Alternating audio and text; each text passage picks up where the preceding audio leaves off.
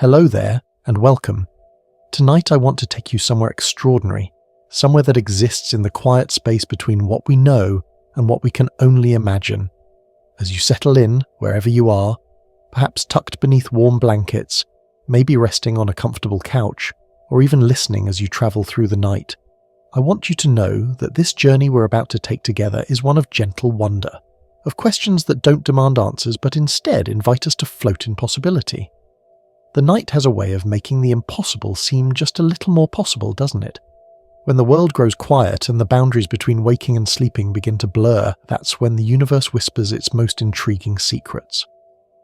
Before we drift too far into the cosmic mysteries that await us, I wonder where you're listening from tonight. Are you in a bustling city where the lights compete with the stars, or perhaps in a quiet countryside where the Milky Way stretches across your window like a river of light?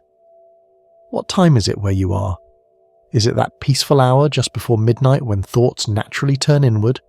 Or are you stealing a moment of tranquility in the early morning hours when the world hasn't quite woken up yet? Wherever and whenever you are, you've chosen to spend this time exploring one of the most fascinating questions that has ever crossed my mind, and I'm deeply grateful for your company on this journey. If you find yourself drawn into this contemplation, if these words bring you a sense of peace or spark your curiosity, perhaps you might consider subscribing or following along so we can continue these gentle explorations together, night after night, question after question, each one a stepping stone across the vast river of cosmic mystery. Tonight's question is one that might sound impossible at first, maybe even absurd, but I promise you it contains within it a seed of such profound beauty that once planted in your mind, it will grow into something that changes how you see everything around you. What if every galaxy was inside a single atom? Yes, you heard that correctly. What if each of the billions upon billions of galaxies that populate our observable universe, each one containing hundreds of billions of stars, each star potentially circled by planets, moons, and who knows what else? What if all of that cosmic grandeur was actually contained within something so small that millions of them could dance on the head of a pin?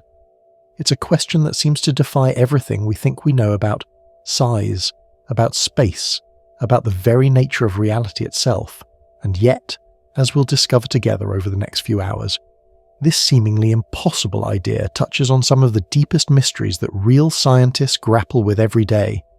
You see, we live in a universe of scales so vast that our minds can barely comprehend them. On one end, we have this subatomic realm, where particles smaller than anything we can see with even our most powerful microscopes dance and spin, according to rules that seem more like magic than physics. On the other end, we have the cosmic web of galaxies stretching across distances so immense that light itself, the fastest thing we know of, takes billions of years to traverse them. And here we are, somewhere in the middle, conscious beings capable of contemplating both extremes, capable of asking questions that bridge the infinitely small and the incomprehensibly large. Perhaps that's what makes us special, not our size or our strength, but our ability to wonder, to imagine, to ask what if, and then follow that question wherever it leads. The beauty of tonight's exploration is that we're not seeking definitive answers. This isn't about proving or disproving, about being right or wrong. Instead, we're going to float in the space of possibility, letting our minds play with ideas the way a child plays with clouds, seeing shapes and stories that might not be literally true, but that reveal something profound about the nature of imagination itself. Science tells us that atoms and galaxies follow remarkably similar patterns. Both have dense centers and vast spaces. Both involve objects in motion around central points. Both are governed by forces that decrease with distance. These parallels might be mere coincidence, or they might be hints of something deeper, some fundamental principle that repeats itself across all scales of existence. As we begin this journey together, I want you to notice your breathing. Let it slow down, deepen, become more regular. With each breath, you're drawing in billions upon billions of atoms, each one having travelled an incredible journey to reach you.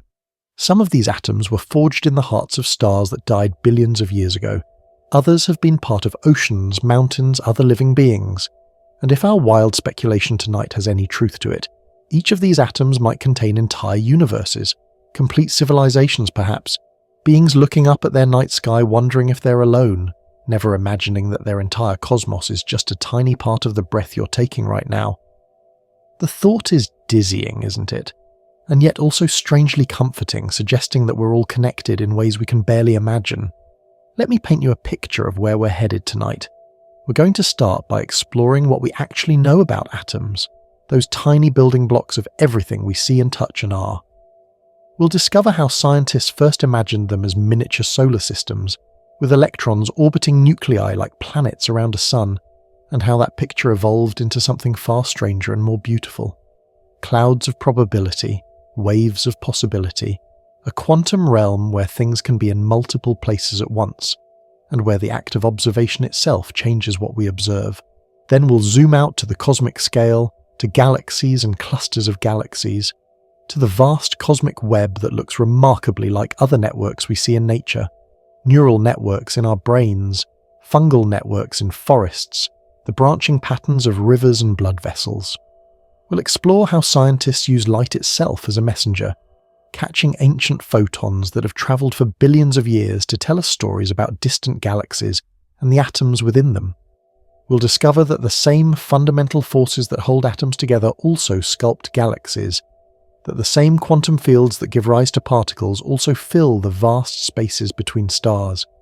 And we'll wonder, always gently, always with a sense of play rather than dogma, whether these similarities are trying to tell us something about the nature of reality itself.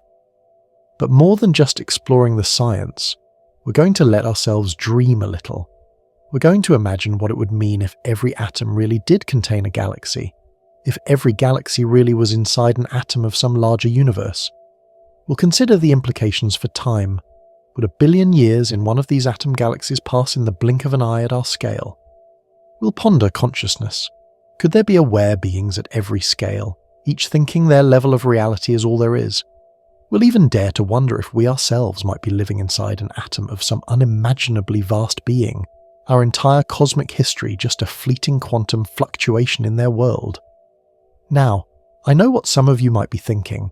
This sounds like pure fantasy, like science fiction rather than science fact, and you're not wrong to think that. Current physics doesn't support the literal idea of galaxies inside atoms. The forces are different, the scales don't match up in the way they would need to, and there are fundamental quantum mechanical reasons why atoms can't literally contain classical objects like galaxies. But here's the thing, sometimes the value of an idea isn't in its literal truth, but in how it changes the way we see and think about the world. The ancient Greeks imagined atoms as indivisible particles, and while they were wrong about the indivisible part, the concept led eventually to our modern understanding of matter. Einstein imagined riding on a beam of light, a literally impossible scenario that nonetheless led him to the theory of relativity. Tonight, we're engaged in a similar kind of thought experiment, using imagination as a tool to explore the boundaries of what we know and what we might discover. And who knows? Perhaps future scientists will find that reality is indeed structured in nested hierarchies we can't yet detect, that what we call atoms and galaxies are just two visible levels in an infinite cascade of scales.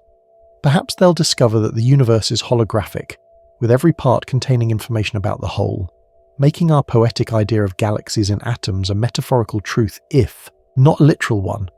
Or perhaps they'll find something even stranger, something we can't even imagine yet because we don't have the concepts or the language to describe it.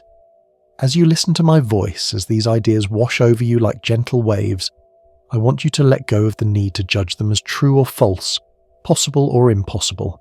Instead, let them be like music, like poetry, creating a mood, a feeling, a sense of wonder that's valuable in its own right.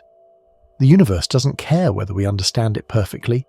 It continues its cosmic dance regardless, atoms spinning and galaxies whirling, particles popping into and out of existence, stars being born and dying, all of it happening right now, in this very moment, at scales both too small and too large for us to directly perceive.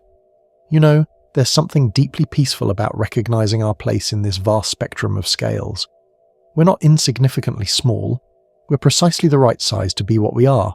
Conscious beings capable of love and wonder, of creating art and asking questions. We're not overwhelmingly large either. We're small enough to see the beauty in tiny things, to appreciate the delicate structure of a snowflake or the way light plays through a drop of water. We exist at just the right scale to bridge the quantum and the cosmic, to be, in a sense, the universe's way of looking at itself and wondering what it is. This perspective, seeing ourselves as part of a vast, possibly infinite hierarchy of scales, can be deeply comforting when we're lying awake at night, worried about our problems, our futures, our place in the world. Your troubles, whatever they are real and valid at our human scale. But zoom out a bit, and they're part of the complex pattern of a single planet orbiting an ordinary star. Zoom out more, and that star is just one of billions in a galaxy. Zoom out even more, and that galaxy might be, if we let our imagination run wild, just a single atom in some larger structure we can't even conceive of. And somehow, paradoxically, this doesn't make our problems less important, but gives them a kind of cosmic permission to be exactly what they are. Temporary perturbations in the flow of something vast and eternal. Let's take a moment to really settle into this idea. Right now, as you're listening, you're surrounded by atoms. They make up the air you breathe, the surface you're resting on, the device that's playing these words. Each atom is mostly empty space. If an atom were the size of a cathedral, its nucleus would be about the size of a fly in the centre, with electrons existing as probability clouds throughout that vast interior. That's already strange enough, isn't it? That everything we think of as solid is mostly emptiness, that what gives things their substance is not stuff but forces, fields, the interaction of energy patterns too subtle for our senses to detect. Now add our speculative layer to this picture. What if that empty space isn't empty at all but filled with structure we can't perceive? What if, could we shrink down small enough, we'd find that each atom contains swirling galaxies, vast spaces between stars, planets orbiting in the darkness, perhaps even living beings who think their universe is all there is? And what if, could we grow large enough, we'd discover that our entire universe, everything we can see with our most powerful telescopes, is just an atom in some unimaginably vast structure, perhaps a grain of sand on some cosmic beach, perhaps a mote of dust floating in a beam of hypercosmic sunlight. The mind reels at such possibilities, doesn't it? And that's okay. In fact, that sense of vertigo, of standing at the edge of comprehension and peering into the mystery beyond, is one of the most fundamentally human experiences there is. Our ancestors felt it when they first looked up at the night sky and wondered what those points of light were. We feel it now when we contemplate quantum mechanics or the expansion of space itself. And perhaps beings in the future, or in other parts of the universe, or even inside the atoms that surround us right now, feel the same thing, this mixture of awe and curiosity, of knowing that we don't know, of being small, finite beings trying to grasp something infinite. I love how this idea plays with our notion of significance. If every atom contains galaxies, then you, composed of trillions upon trillions of atoms, might contain more galaxies than we can observe in our entire universe. You might be, in a very real sense, a multiverse, a collection of universes so vast that no number could adequately express it. Every move you make might be causing cosmic catastrophes or celebrations at scales too small for you to perceive. Every chemical reaction in your body might involve the collision of universes, the birth and death of countless civilizations. And yet, from your perspective, you're just living your life, thinking your thoughts, feeling your feelings, unaware of the vast dramas that might be playing out within you. And conversely, our entire universe, with all its galaxies and stars and planets, with all of human history and every life that has ever been lived, might be just a tiny part of something so large that our existence doesn't even register. We might be part of a single atom in a drop of water about to evaporate, or a grain of sand about to be washed away by an ocean wave, or a particle of dust floating in a sunbeam for just a moment before settling into darkness. The thought could be terrifying, but I find it strangely liberating. It means that significance isn't about size or duration, but about experience itself, about the fact that here, at our scale, consciousness has emerged, and with it the ability to experience beauty, to feel love, to wonder about our place in the grand scheme of things. This is what I mean when I say that tonight's journey isn't about finding answers, but about floating in questions. Each question opens up new perspectives, new ways of seeing ourselves and our universe. And perhaps that's the real value of imagining galaxies inside atoms. It stretches our minds, makes them more flexible, more capable of holding paradox and mystery, It prepares us for whatever strange truths science might uncover in the future, truths that might be even stranger than our wildest speculations tonight. Think about how radically our view of the universe has changed just in the last century. 100 years ago, we thought our galaxy was the entire universe. We didn't know about the expansion of space, about dark matter and dark energy, about black holes or quantum entanglement. Each discovery has made the universe stranger, more wonderful, less like our everyday experience, and more like something out of a dream or a fairy tale. Who's to say the next 100 years won't reveal truths even more fantastic? Perhaps we'll discover that reality really is structured in nested scales, that consciousness really does exist at every level, that the boundaries between the quantum and the cosmic are more fluid than we imagined. Or perhaps we'll discover something entirely different, something we don't even have words for yet. That's the beauty of living in a universe that's still mostly mystery. There's always the possibility of surprise, of having our minds blown by some new revelation about the nature of reality. And in the meantime, while we wait for science to push back the boundaries of the unknown, we have our imagination, our ability to ask what if, and follow that question into strange and beautiful territories. You know, as I speak these words and as you listen to them, we're engaged in something remarkable. We're using vibrations in the air or electrical signals to transmit ideas from one consciousness to another, ideas about scales of reality so vast and so tiny that we can't directly perceive them. We're using language, that uniquely human tool to build bridges between the known and the unknown, between the scientific and the poetic, between waking knowledge and the dream logic that takes over as we drift towards sleep. In a way, we're doing exactly what the universe might be doing if our speculation is correct. Creating patterns that repeat across scales, messages that echo from the cosmic to the quantum and back again. Let me share something that occurred to me recently while thinking about these ideas. If atoms contain galaxies and galaxies are inside atoms, then the distinction between inner and outer, between self and universe, begins to dissolve. You're not in the universe. You are the universe, a particular pattern that the universe is taking right now, right here, at this scale. The atoms in your body aren't separate from the cosmos, they are the cosmos, viewed from a particular perspective. And if those atoms contain galaxies, then you don't just live in a universe, you contain universes, you are made of universes, you are a walking, thinking, feeling collection of cosmos upon cosmos. This isn't just poetic metaphor, even in conventional physics, it's literally true that you're made of star stuff, that the atoms in your body were forged in the nuclear furnaces of dying stars billions of years ago. You're not separate from the cosmic story. You're a chapter in it, a verse in the vast poem that the universe has been writing since the Big Bang. And if we add our speculative layer, if we imagine that each atom in your body contains its own cosmic story, then you're not just a chapter, but a whole library, a collection of stories nested within stories, each one complete in itself, yet also part of something larger. As we prepare to dive deeper into the nature of atoms in our next chapter, I want you to carry with you this sense of nested wonder. Every time you breathe, you're inhaling universes and exhaling them again.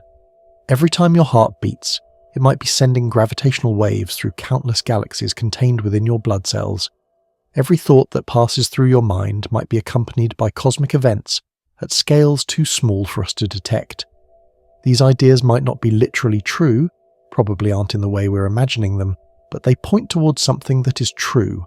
That reality is far stranger, far more interconnected, far more wonderful than our everyday experience suggests.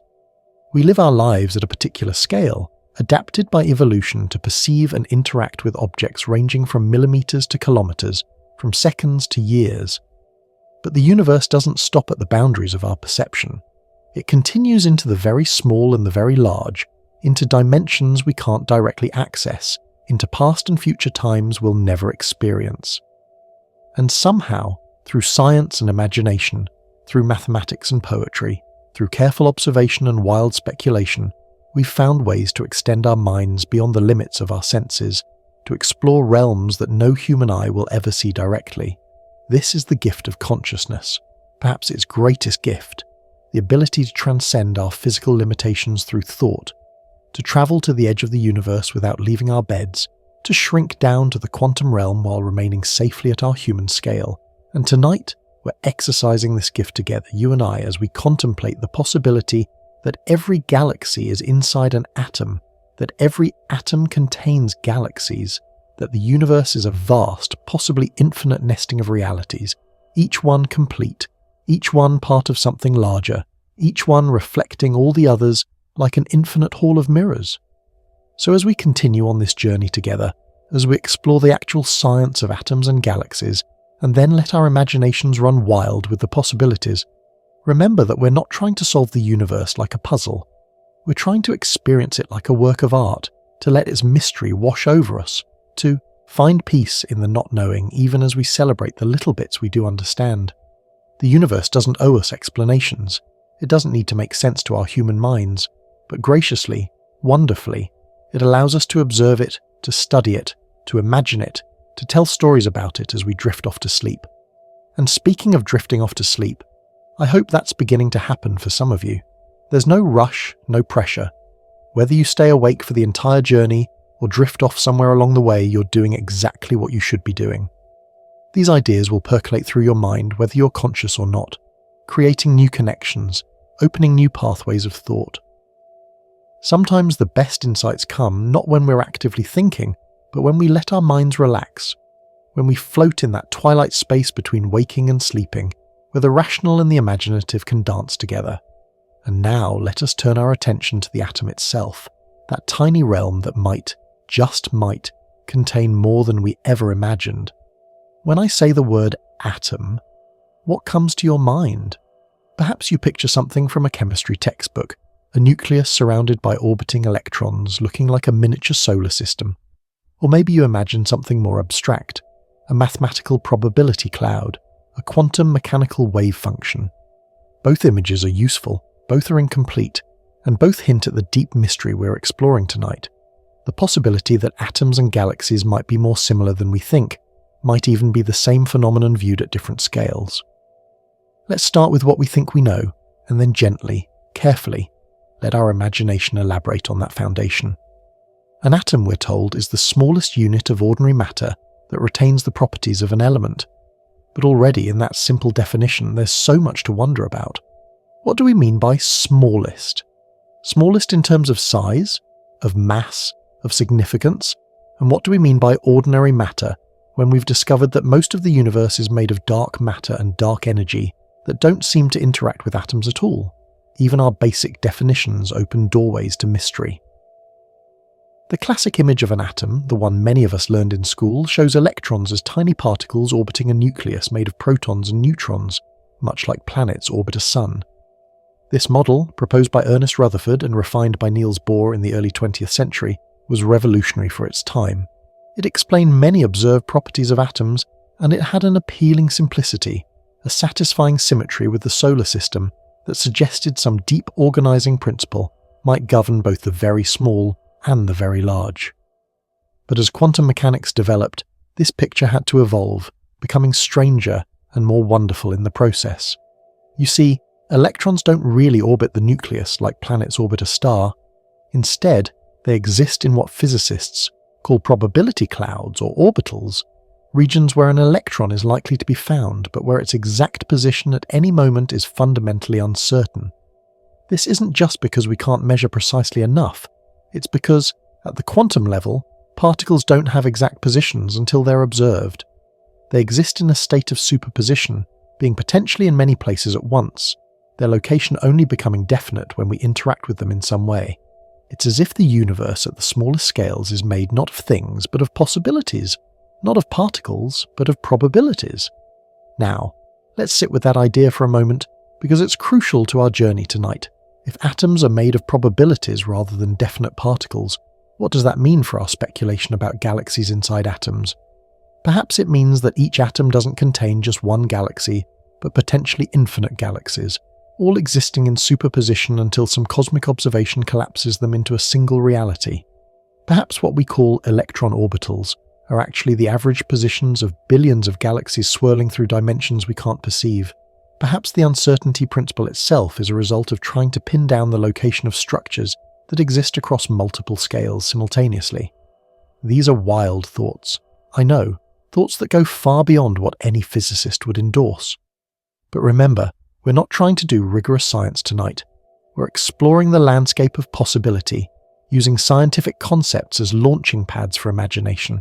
And there's something beautiful about the idea that uncertainty isn't a bug in the universe's operating system, but a feature, a way of keeping infinite possibilities open until the moment of observation brings one into focus. Let's zoom in even closer, past the electron clouds, into the nucleus itself.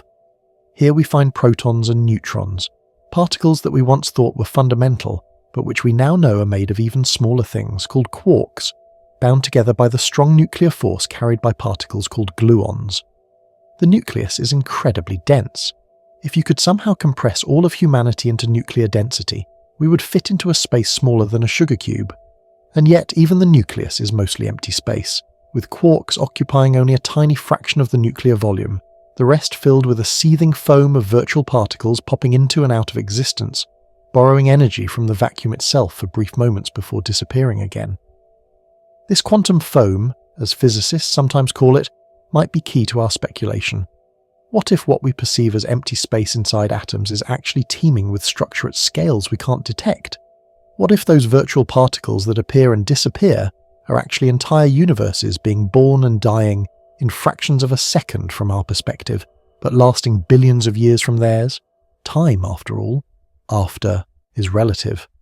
Einstein showed us that time passes differently depending on gravity and velocity. Who's to say it doesn't also pass differently at different scales? Imagine for a moment that you could shrink down, smaller and smaller, past molecules, past atoms, past protons and neutrons, past quarks, continuing to shrink until what seemed like a point particle reveals itself to be a vast space. As you shrink, your perception of time would have to change too. What seems like a femtosecond at our scale, a millionth of a billionth of a second, might stretch into eons at smaller scales. A single vibration of an atom might encompass the entire history of a universe at the scale we're imagining. And here's where it gets really interesting. Physicists have discovered that the forces that govern atoms have remarkably similar mathematical structures to the forces that govern galaxies. Both involve inverse square laws, forces that decrease with the square of distance. Both involve angular momentum, stable orbits, and resonances. Both can be described using wave equations. The mathematics that describes an electron in an atom is eerily similar to the mathematics that describes stars orbiting in a galaxy. Could this be mere coincidence, or is it telling us something profound about the nature of reality? Consider the phenomenon of electron shells in atoms. Electrons don't just exist anywhere around a nucleus. They occupy specific energy levels, specific shells that can hold only certain numbers of electrons. 2 in the first shell, 8 in the second, 18 in the third, and so on. These shells determine how atoms interact with each other, how they form molecules, how chemistry itself works. Now think about galaxies. They too have structure, spiral arms, galactic halos, specific regions where stars are likely to form. Could there be a deeper connection here? Could electron shells be the shadow cast into our perception by galactic superclusters in dimensions we can't directly observe? Let me paint you a picture that might help visualize this idea. Imagine you're looking at a pond on a still day. The surface is like glass, perfectly reflecting the sky above. Now drop a pebble into the pond. Ripples spread out in circles, and for a moment the reflection of the sky is broken into countless fragments, each one showing a piece of the whole picture but distorted, seen from a slightly different angle. What if atoms are like those ripples, and what we perceive as electrons, protons and neutrons are actually interference patterns created by galaxies and cosmic structures, existing in dimensions that intersect with ours only at certain points? This would explain why quantum mechanics is so weird, why particles can be in multiple places at once, why observation affects reality. If what we're seeing at the quantum level is actually a projection or intersection of larger structures from other dimensions or scales, then of course it would behave in ways that don't match our everyday experience. It would be like trying to understand the nature of water by looking only at the shadows of waves on the bottom of a pool. You'd see patterns that seem to follow rules, but those rules would be incomplete, missing the full three-dimensional picture. And speaking of dimensions, modern physics suggests there might be more than the 3 spatial dimensions we experience. String theory, one of the leading candidates for a theory of everything, requires 11 dimensions to work mathematically.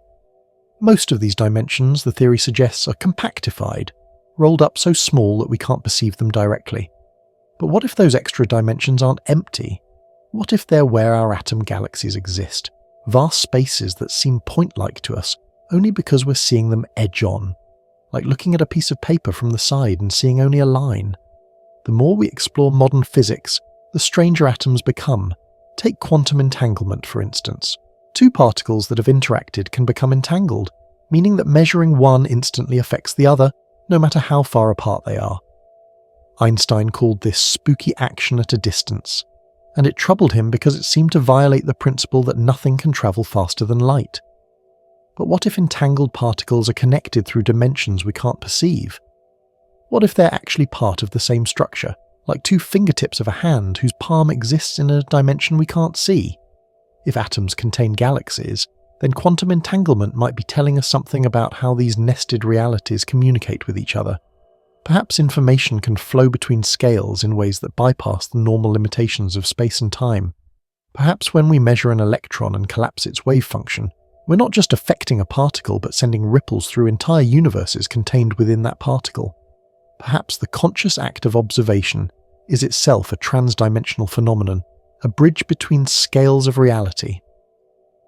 Let's think about the periodic table of elements for a moment. We have hydrogen with 1 proton, helium with 2, lithium with 3, and so on up to elements with over 100 protons. Each element has distinct properties. Some are metals, some are gases, some are reactive, some are inert. If atoms contain galaxies, what determines these properties? Could it be the arrangement of galaxies within them?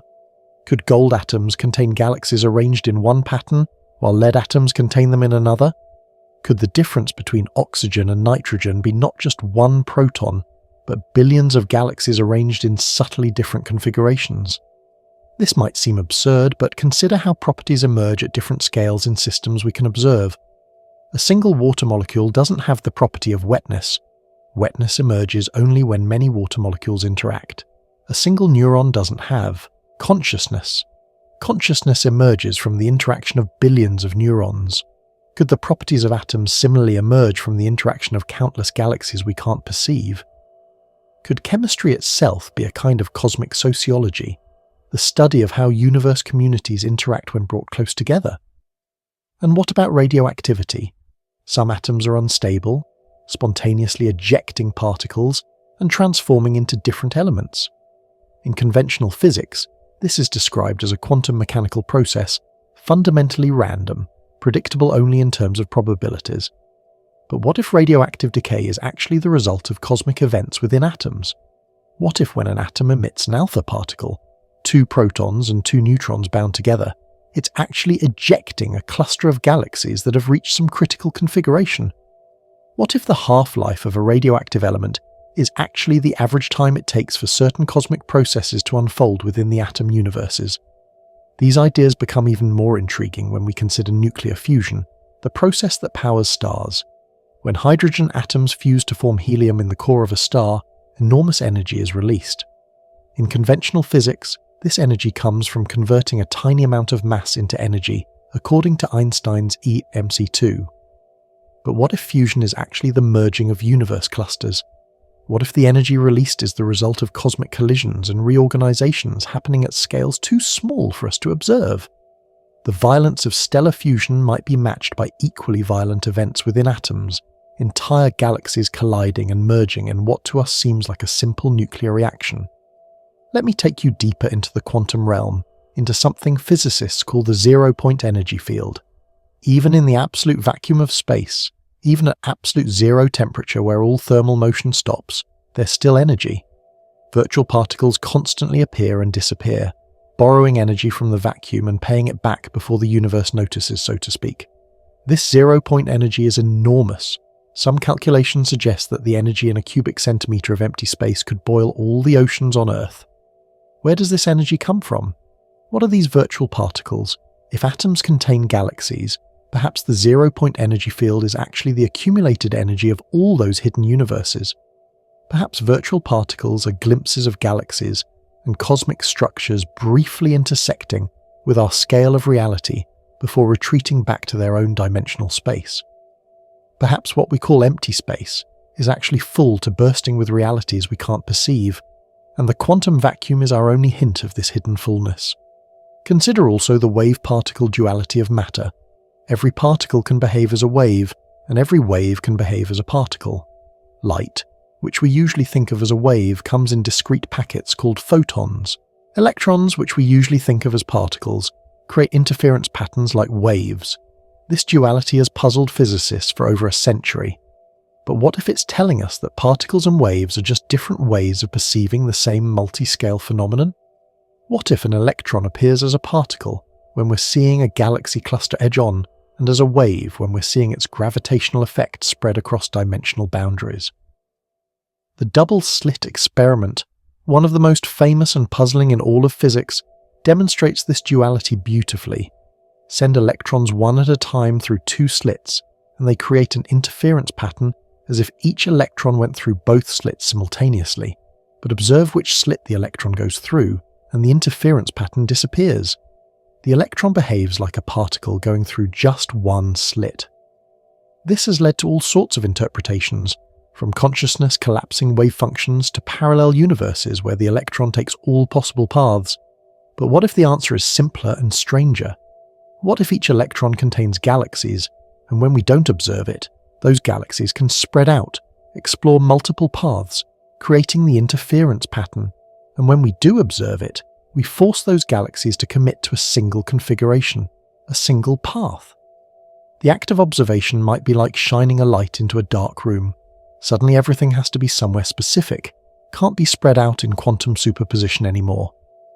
This brings us to one of the most profound aspects of our speculation, the role of consciousness in the structure of reality.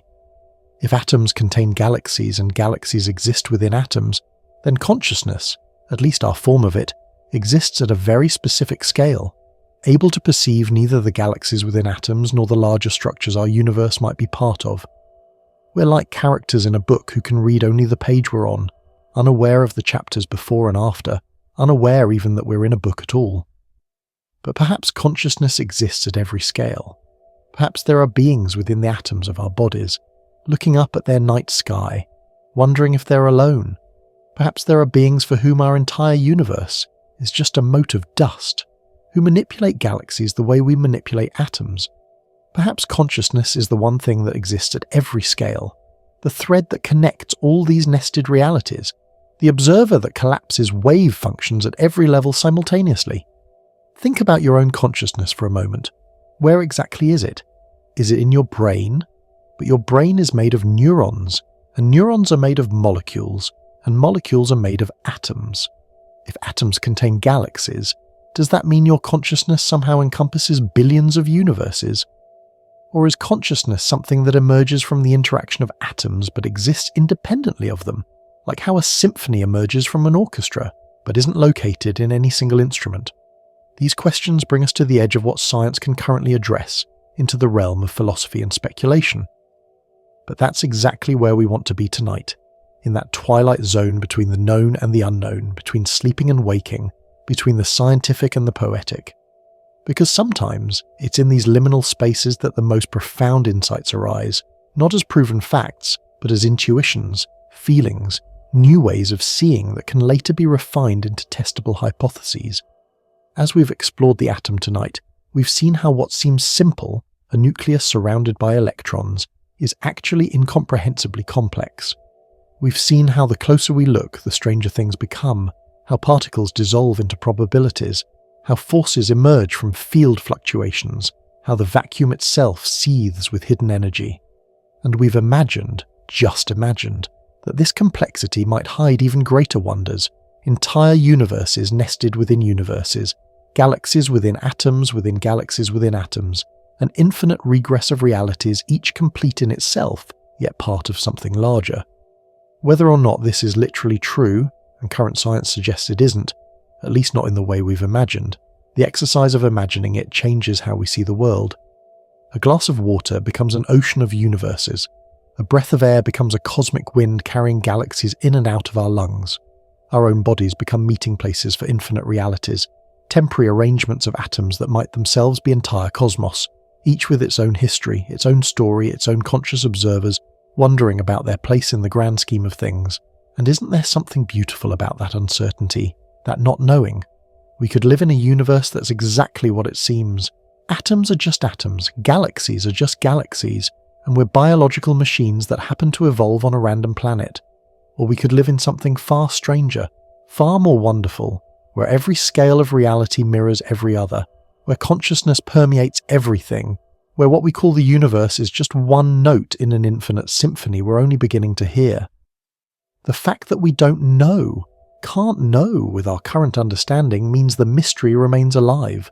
The wonder remains fresh. The possibility for surprise remains infinite. Let us now embark on a journey of scales, a meditation on size itself, moving like a cosmic zoom lens from the smallest known distances to the vastest expanses we can observe. This isn't just an exercise in comprehending numbers that boggle the mind.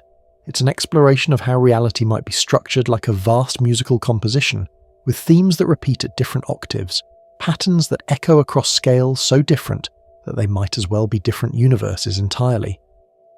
As we travel this range, from the quantum foam to the cosmic web, we'll discover that the universe seems to whisper the same secrets at every scale, if only we know how to listen. Let's begin at the smallest scale physics has probed, the Planck length, about 10 to 35 meters. This is so small that if an atom were enlarged to the size of the Earth, a Planck length would still be smaller than an atom.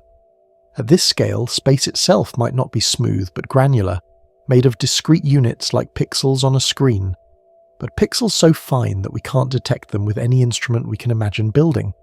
This is the scale at which quantum gravity would dominate, where the familiar laws of physics might break down entirely, where space and time themselves might emerge from something more fundamental that we don't yet understand. Now, what if this Planck scale granularity isn't the bottom? What if, could we zoom in further, we'd find that each of these Planck scale pixels contains its own structure, its own geography, perhaps even its own physics?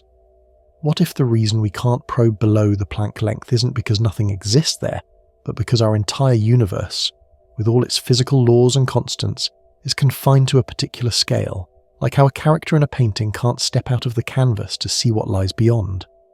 Perhaps at scales smaller than Planck, there are other universes with different laws, different dimensions, different forms of matter and energy we couldn't even recognize as such. Moving up from the Planck scale, we encounter the realm of fundamental particles, quarks, electrons, neutrinos, things that, as far as we know, have no internal structure, no size in the conventional sense. They're point particles in our mathematical models, but what does that really mean? A point has no dimension, no volume, yet these points somehow have mass, charge, spin. They're like mathematical abstractions that somehow cast physical shadows into our reality. If our speculation is correct, if galaxies hide within atoms, perhaps these point particles are actually vast structures compressed or projected into our three-dimensional space, like how a three-dimensional object casts a two-dimensional shadow. At about 10^-15 meters, we reach the scale of protons and neutrons, the building blocks of atomic nuclei. Here's where things start to get really interesting from our perspective tonight. Protons and neutrons are made of quarks, but the quarks themselves account for only about 1% of the proton's mass. The rest comes from the energy of the strong force field that binds the quarks together, from the E-mc2 conversion of binding energy into mass. Think about that. 99% of the mass of ordinary matter comes not from particles, but from the energy of the forces between them. It's as if the universe is made mostly of relationships rather than things, of patterns rather than substances. Could this be a hint about our nested realities? Perhaps mass itself is a measure of how many galaxies, how many universes are packed into a particular region of space. Perhaps what we perceive as the strong nuclear force is actually the averaged gravitational effect of billions of galaxies swirling within what we call a proton. The binding energy that creates most of the proton's mass might be the total mass energy of all those hidden galaxies, perceived by us only as a single number, a single property we call mass. Moving up to 10 meters, we reach the scale of atoms themselves. Here, the electric force dominates, keeping electrons bound to nuclei, allowing atoms to bond into molecules, molecules into materials, materials into the whole world we see around us. The electric force is about 1036 times stronger than gravity at this scale, which is why atoms don't collapse under their own gravitational attraction. But what if this vast difference in force strengths is telling us something about the different scales at which these forces primarily operate? What if gravity seems weak at atomic scales because it's actually operating primarily within the atoms, holding together the galaxies we imagine inside them? Now let's make a tremendous leap, from atoms to the human scale, about 1 meter. Here we are, conscious beings made of roughly 10 through 28 atoms, each one possibly containing universes, all of them working together to create something that can think, feel, love, and wonder about its own existence. We exist at a scale where both quantum effects and gravitational effects are negligible in everyday life. We're too large for quantum uncertainty to matter much, too small for our own gravity to be significant. We live in a kind of Goldilocks zone of scale, where classical physics works well enough for us to navigate the world, build technologies, and begin to discover the strange realities at scales above and below us. But even at our familiar human scale, patterns emerge that echo across the cosmos. The branching of blood vessels in our bodies follows the same mathematical patterns as the branching of rivers, the branching of trees, the branching of lightning. These are fractals, patterns that repeat at different scales, looking similar whether you zoom in or out. Could the entire universe be fractal in nature? Could the pattern of galaxies within atoms repeat at larger scales, with our universe inside an atom of a larger universe, and so on infinitely in both directions? Let's continue our journey upward. At 10 or 6 meters, we reach the scale of planets. Earth, our home, a sphere of rock and metal and water, with a thin film of life on its surface. From space, Earth looks peaceful, unified, its conflicts and divisions invisible. Perhaps this is how atoms appear to us: peaceful, simple, their internal complexity hidden by scale. If beings within our imagined atom galaxies could somehow perceive us, would Earth appear to them as a fundamental particle, indivisible and structureless? At 10-11 meters, we encounter the scale of solar systems. Our Sun, an ordinary star, holds planets in gravitational embrace, their orbits stable over billions of years. The similarity to the old atomic model, electrons orbiting a nucleus, is striking, even though we now know electrons don't really orbit in the classical sense. But perhaps the similarity isn't coincidental. Perhaps there's a universal principle that creates stable structures through orbital motion, whether it's planets around stars or probability clouds around nuclei. Moving out to 10-16 meters, about a light year, we reach the scale of stellar neighborhoods. Here, stars drift slowly past each other, occasionally coming close enough to disturb each other's planetary systems, but mostly keeping to themselves, isolated by vast distances. The universe at this scale is mostly empty space, just as atoms are mostly empty space. If we compressed all the stars in our galaxy into nuclear density, they would fit into a surprisingly small volume. Most of what we call a galaxy is actually vacuum, darkness, the space between lights. At 10-21 meters, we see galaxies in full, vast spirals and ellipticals, hundreds of billions of stars moving in a cosmic dance, held together by gravity and, we now believe, by dark matter.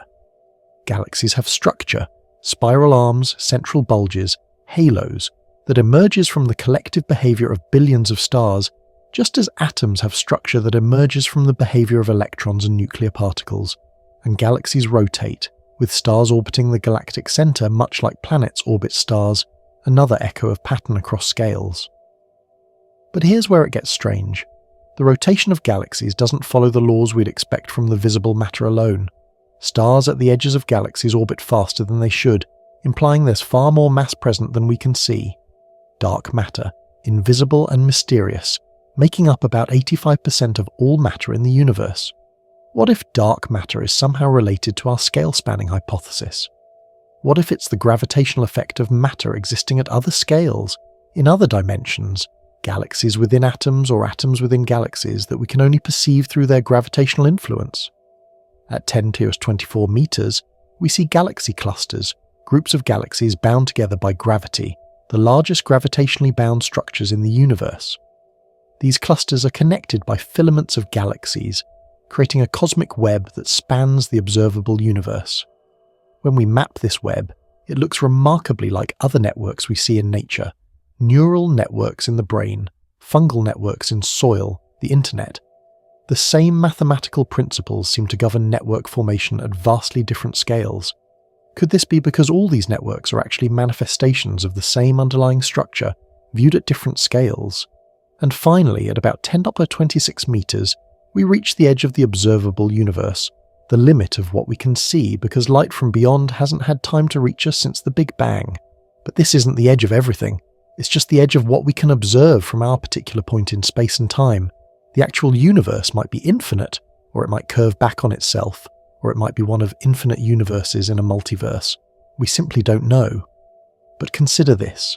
If our observable universe, vast as it is actually inside an atom of a larger universe, then that edge we see might not be a true boundary, but something more like the electron cloud of our atom universe. What lies beyond might not be more space in our dimensions, but a transition to the scale above us, the way the edge of an atom transitions to the space between atoms. The cosmic microwave background radiation, that faint echo of the Big Bang that we detect in every direction, might be the thermal vibration of our atom universe, the quantum jiggling that all particles experience. Now let's think about how information and influence flow across these scales. In our everyday experience, large-scale events affect small-scale ones. The Earth's gravity affects atoms. Stellar radiation can break molecular bonds. But small-scale events also affect large-scale ones. Quantum fluctuations in the early universe seeded the formation of galaxies. Radioactive decay in Earth's core drives plate tectonics. There's a constant dialogue between scales, a conversation where information flows both up and down the hierarchy of size. If atoms contain galaxies, this cross-scale communication becomes even more interesting. Perhaps what we call quantum mechanics is actually the statistical behavior of billions of galaxies within atoms. Perhaps the uncertainty principle reflects the fact that we can't track all those galaxies individually, can only see their averaged behavior. Perhaps quantum entanglement happens when galaxies in different atoms become gravitationally connected through dimensions we can't perceive. Perhaps the observer effect in quantum mechanics occurs because observation requires interaction, and any interaction with an atom affects the galaxies within it, changing their collective behavior. Let me paint you a picture that might help visualize this interconnection of scales. Imagine you're standing in a vast library, but this is no ordinary library. Each book contains a complete story. But when you open a book and look closely at a single letter, you find it's made of tiny books, each with its own complete story. And if you could zoom in on one of those tiny books, you'd find its letters are made of even tinier books. Meanwhile, if you zoom out, you discover that the library itself is just a letter in an enormous book, which is part of an even larger library.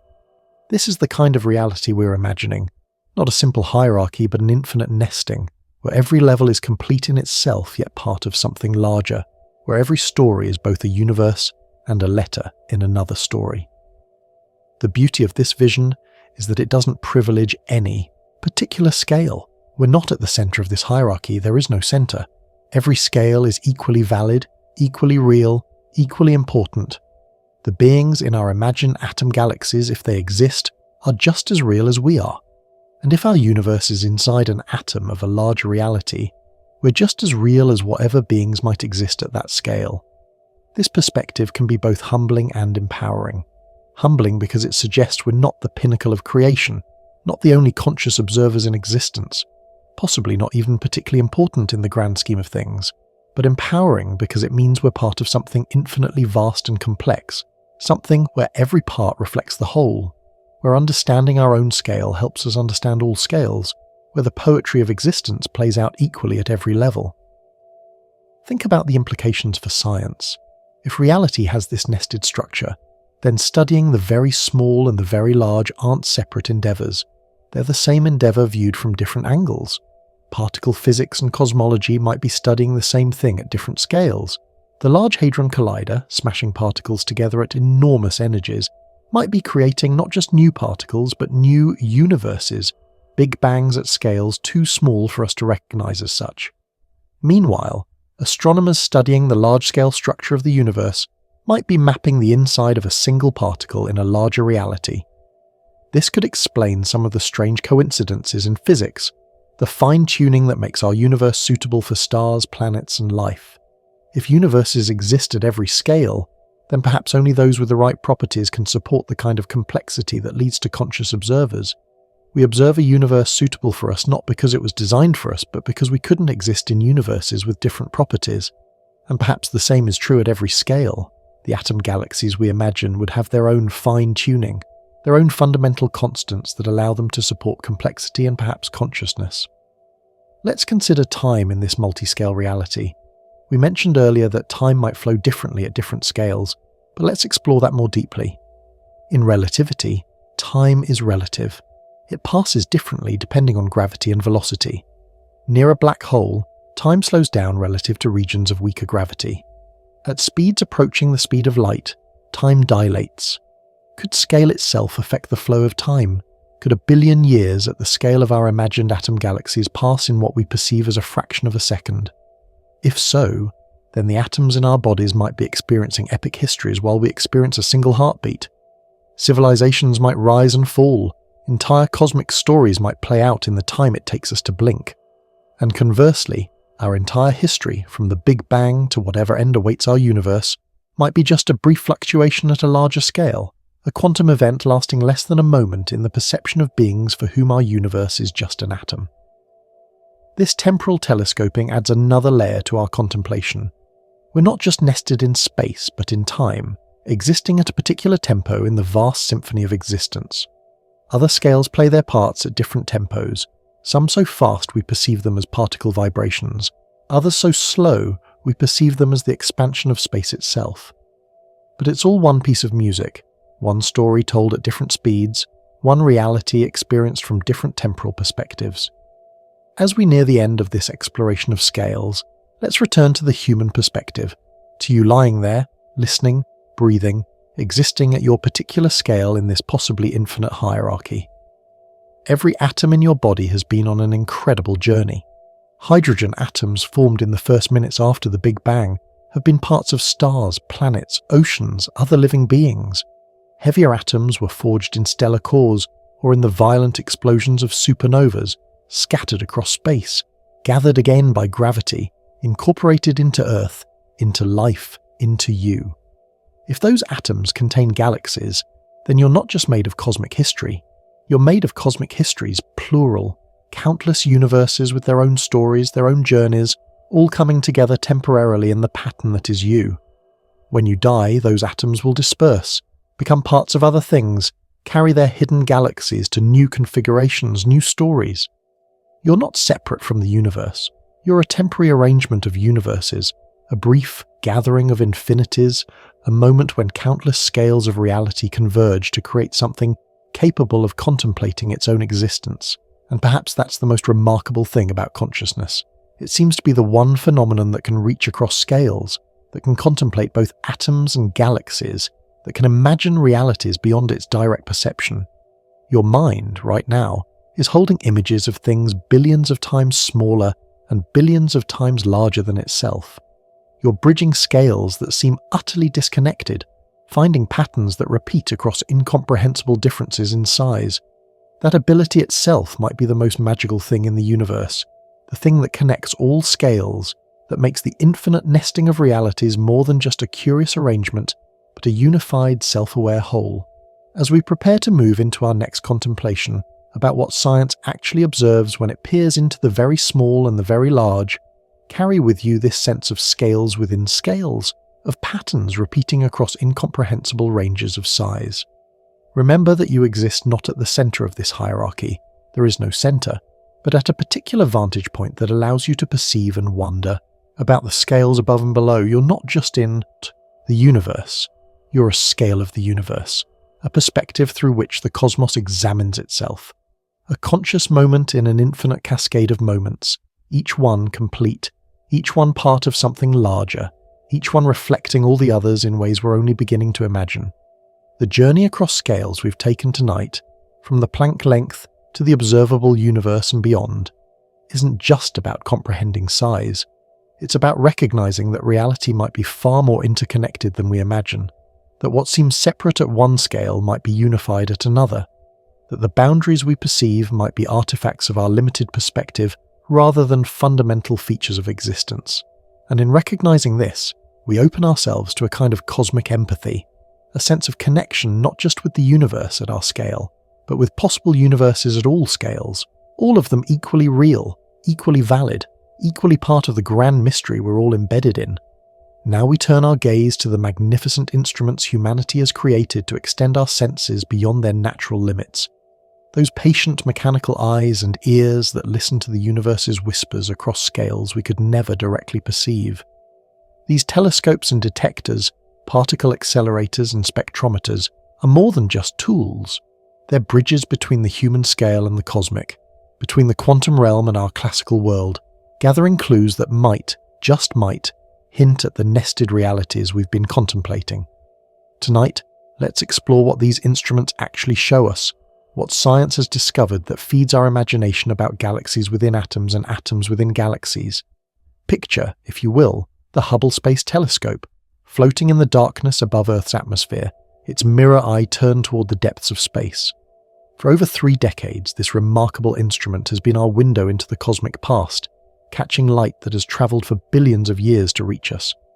Every photon it collects is a messenger from another time, another place, carrying information about the universe as it was when that light began its journey. When Hubble looks at a galaxy 13 billion light-years away, it's seeing that galaxy as it was when the universe was young, when the first stars were still forming, when the cosmic story was just beginning to unfold. But what exactly is Hubble seeing? Not just pretty pictures, though the images are indeed breathtaking. It's collecting spectra, the fingerprints of atoms and molecules written in light. When atoms in distant stars and galaxies emit or absorb light, they do so at very specific wavelengths, creating patterns that are identical to the patterns we see when we study the same atoms in laboratories on Earth. This is one of the most profound discoveries in all of astronomy. The atoms in the most distant galaxies obey exactly the same rules as the atoms in your body. The hydrogen in a galaxy billions of light-years away is indistinguishable from the hydrogen in a glass of water. This universality of atomic behavior across cosmic distances and times is either a remarkable coincidence or a profound clue about the nature of reality. If atoms contain galaxies, as we've been imagining, then perhaps this universality tells us that the pattern repeats perfectly at every scale. The galaxies within hydrogen atoms in distant galaxies would be identical to the galaxies within hydrogen atoms here on Earth. The laws of physics that govern those nested realities would be the same everywhere, every when, at every scale. The James Webb Space Telescope, Hubble's successor, has pushed our vision even further into the cosmic past, into the infrared realm where the most distant and earliest galaxies shine. With its segmented golden mirror and its position at the second Lagrange point, far from Earth's warmth and light, Webb can see the universe as it was just a few 100 million years after the Big Bang. And what has it found? Galaxies that formed earlier than we expected, that are more mature than our models predicted, that challenge our understanding of how quickly structure can emerge from chaos. Could this unexpected maturity of early galaxies be telling us something about our nested reality hypothesis? If our universe is inside an atom of a larger universe, then perhaps what we call the Big Bang wasn't a beginning from nothing but a phase transition, a moment when our atom universe changed state.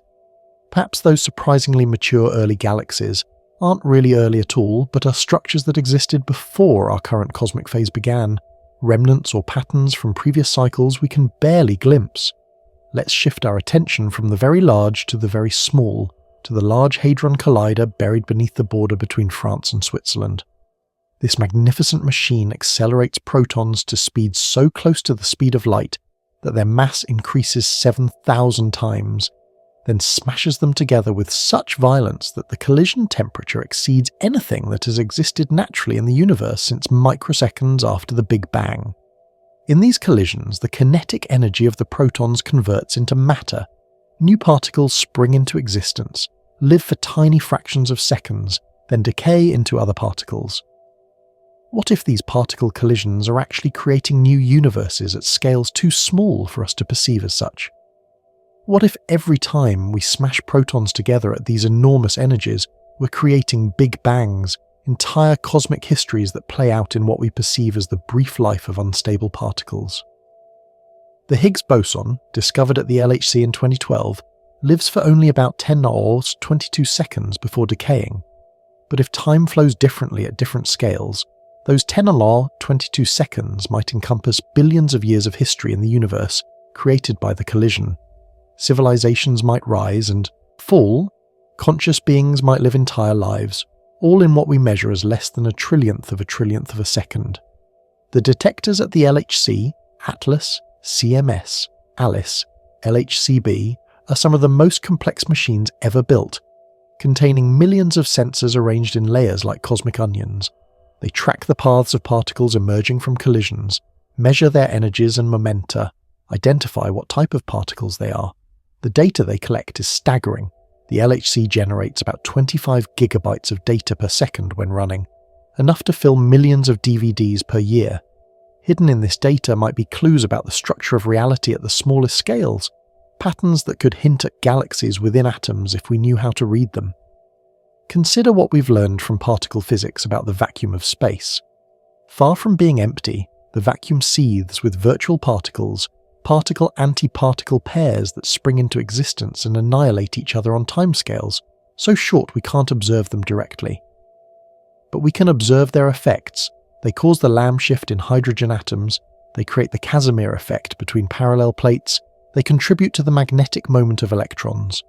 This vacuum energy, this quantum foam, might be our window into the nested realities within atoms.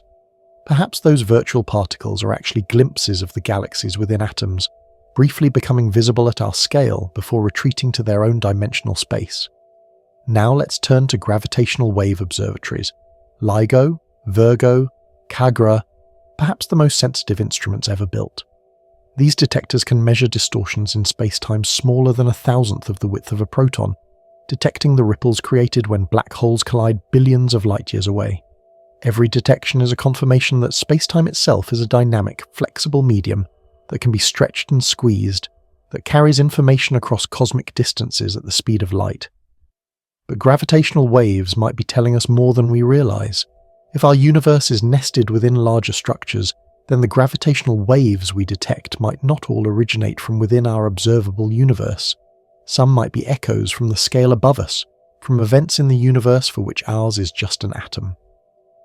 The mysterious gravitational wave background that LIGO and other detectors are beginning to sense, a constant hum of gravitational waves from all directions, might be the vibration of our atom universe as a whole, the way it jiggles in the quantum foam of a larger reality. Let me tell you about something even more mysterious: dark matter and dark energy. Our observations of galaxy rotations, gravitational lensing, and the cosmic microwave background tell us that about 85% of all matter is dark. It doesn't emit, absorb, or reflect light, interacting only through gravity. Meanwhile, observations of distant supernovae tell us that the expansion of the universe is accelerating, driven by something we call dark energy, that makes up about 68% of the universe's total energy density.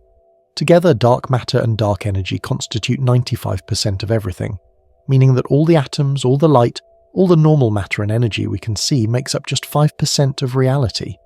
What if dark matter and dark energy are shadows cast into our three-dimensional space by structures existing in higher dimensions? If atoms contain galaxies in dimensions we can't perceive, their gravitational effects might still leak into our dimensions, appearing to us as dark matter. If our universe is accelerating apart because it's inside an atom that's absorbing energy from its environment that might appear to us as dark energy, we're like the prisoners in Plato's cave seeing shadows on the wall and trying to deduce the nature of the objects casting them. Spectroscopy deserves special attention in our contemplation tonight. When we spread light into its component colours, we see lines, bright emission lines where atoms release energy, dark absorption lines where they absorb it. These spectral lines are astonishingly precise. The hydrogen alpha line, for instance, has a wavelength of exactly 656.28 nanometers, whether the hydrogen is in a laboratory on Earth, in the Sun, or in a galaxy at the edge of the observable universe. This precision is so reliable that we can detect the motion of stars by the tiny shifts in their spectral lines caused by the Doppler effect. But why should atoms produce such precise spectral lines? In our nested reality model, perhaps each spectral line represents a specific configuration of galaxies within the atom, a particular arrangement that's stable across all scales and locations. When an electron jumps between energy levels in an atom, perhaps entire clusters of galaxies are reorganizing themselves, and the light emitted or absorbed is the electromagnetic echo of that cosmic restructuring. The precision of spectral lines might be telling us that these galactic configurations are quantized, that there are only certain allowed arrangements, just as there are only certain allowed electron orbitals. The cosmic microwave background radiation, that faint afterglow of the Big Bang discovered by accident in 1964, provides another fascinating clue. This radiation fills all of space, has a nearly perfect black-body spectrum corresponding to a temperature of 2.7 Kelvin, and shows tiny fluctuations, regions slightly hotter or colder by just a few parts in 100,000. These fluctuations seeded the formation of all structure in the universe: galaxies, stars, planets, us. But what if the CMB is more than just the echo of our Big Bang? What if it's the thermal radiation of our atom universe, the way it exchanges energy with other atoms at the scale above us? Let's consider pulsars, those lighthouses of the cosmos, neutron stars spinning at incredible rates, sweeping beams of radiation through space with clockwork precision. Some pulsars are so regular that they rival atomic clocks in their timekeeping ability. The fastest pulsars spin hundreds of times per second, their surfaces moving at appreciable fractions of the speed of light. These extreme objects, where matter is compressed to nuclear density and magnetic fields, are trillions of times stronger than Earth's, might be windows into how matter behaves when the galaxies within atoms are compressed to their limits. Radio telescopes have revealed another mystery: fast radio bursts, intense pulses of radio waves lasting just milliseconds, coming from galaxies billions of light years away. We don't know what causes them. They might be from magnetars, or colliding neutron stars, or something else entirely. But what if some of these bursts are signals from the galaxies within atoms, brief moments when activity at that scale becomes energetic enough to be detected at ours? What if we're inadvertently eavesdropping on cosmic events happening inside particles all around us? The study of neutrinos adds another layer to our mystery. These ghostly particles barely interact with matter. Trillions pass through your body every second without affecting a single atom. Yet we've built detectors that can catch them. Vast tanks of water deep underground, arrays of sensors embedded in Antarctic ice, watching for the tiny flashes of light produced when a neutrino occasionally does interact. Neutrinos carry information from the hearts of stars, from supernovas, from the Big Bang itself. They're messengers that travel almost unimpeded across the universe. If atoms contain galaxies, perhaps neutrinos are the only particles that can travel between these nested realities without being absorbed or deflected. Perhaps they're the universal messengers, carrying information across scales in ways we're only beginning to detect. The neutrino oscillations we observe, neutrinos changing from one type to another as they travel, might reflect their passage through different scales of reality, picking up influences from galaxies within atoms they pass through. Let me share with you one of the most beautiful confirmations of cosmic unity: nucleosynthesis. We understand how elements are created: hydrogen and helium in the Big Bang, heavier elements up to iron in stellar cores, elements heavier than iron in supernova explosions and neutron star collisions. We can calculate the expected abundances of elements, and when we look out into the universe, we find exactly what we predict. The calcium in your bones, the iron in your blood, the oxygen you breathe, all were created in stars, following processes we understand and can observe happening right now in distant parts of the universe.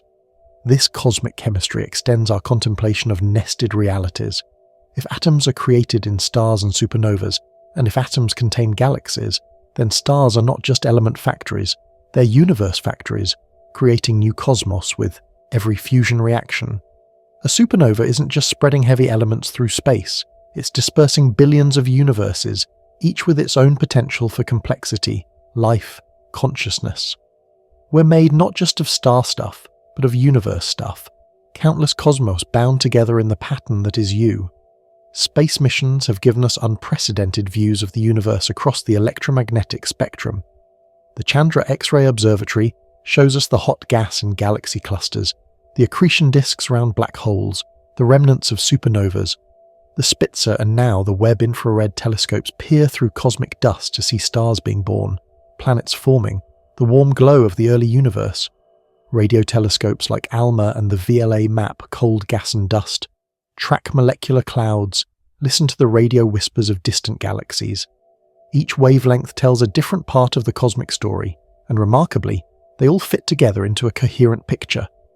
The universe looks different in X-rays than in visible light, different in radio than in infrared, but it's recognizably the same universe, following the same physical laws, composed of the same fundamental ingredients.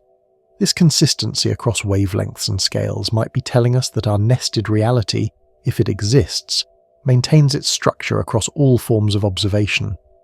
The galaxies within atoms would be as visible in X-rays as in visible light, if only we could perceive at those scales. But perhaps the most profound discovery from all our observations is the fine-tuning of the universe. The fundamental constants, the strength of gravity, the mass of electrons, the speed of light, are precisely what they need to be for stars to form, for chemistry to work, for life to be possible. Change any of them by even a tiny amount, and the universe would be sterile, either collapsing immediately after the Big Bang or expanding so fast that no structures could form. This fine-tuning has puzzled physicists for decades, leading to ideas like the multiverse, where countless universes exist with different constants, and we naturally find ourselves in one suitable for our existence. But what if the fine-tuning is telling us something about the nested nature of reality? Perhaps the constants aren't arbitrary, but are determined by the need to maintain consistency across scales. Perhaps gravity has the strength it does because it needs to work both for galaxies and for the galaxies within atoms. Perhaps the speed of light is what it is because information needs to flow at the same rate across all scales of reality. Perhaps the universe is fine-tuned not for life specifically, but for the kind of nested, self-similar structure we've been imagining. As we process all these observations, all these clues from our instruments, a picture begins to emerge. Not a proof of our nested reality hypothesis, but a sense that the universe is far more interconnected than we usually imagine. Every measurement we make, from the smallest particle to the largest galaxy cluster, reveals patterns that repeat, symmetries that persist, connections that span incomprehensible distances and times. Whether or not atoms literally contain galaxies, they certainly seem to reflect galactic structures, to embody cosmic principles, to be microcosms of the macrocosm in ways that go beyond mere metaphor. Now let us dive fully into the dream, the beautiful speculation that has been dancing at the edges of our contemplation all night. Let us imagine, with the fullness of our creative vision, that it's all true, that every atom really does contain galaxies, that every galaxy really does exist within an atom of some larger reality, that the universe is an infinite nesting of cosmos within cosmos, each one complete, each one teeming with its own forms of matter and energy, possibly even its own forms of life and consciousness. This is our moment to let imagination run free, to paint the full picture of what such a reality might look like, feel like, mean for our understanding of existence itself. Close your eyes for a moment and picture your own hand. Now zoom in, past the skin, past the cells, past the molecules, approaching a single atom. Let's say a carbon atom, one of the billions that make up your flesh and bone. As we approach this atom in our imagination, something strange happens. What appeared to be a tiny sphere begins to reveal structure. The electron cloud that surrounds the nucleus isn't really a cloud at all, but a vast space filled with points of light. As we continue to shrink, or perhaps as our perception shifts to accommodate a new scale of reality, those points of light resolve into spirals and clusters, galaxies, billions of them, swirling in a cosmic dance within what we call a single atom.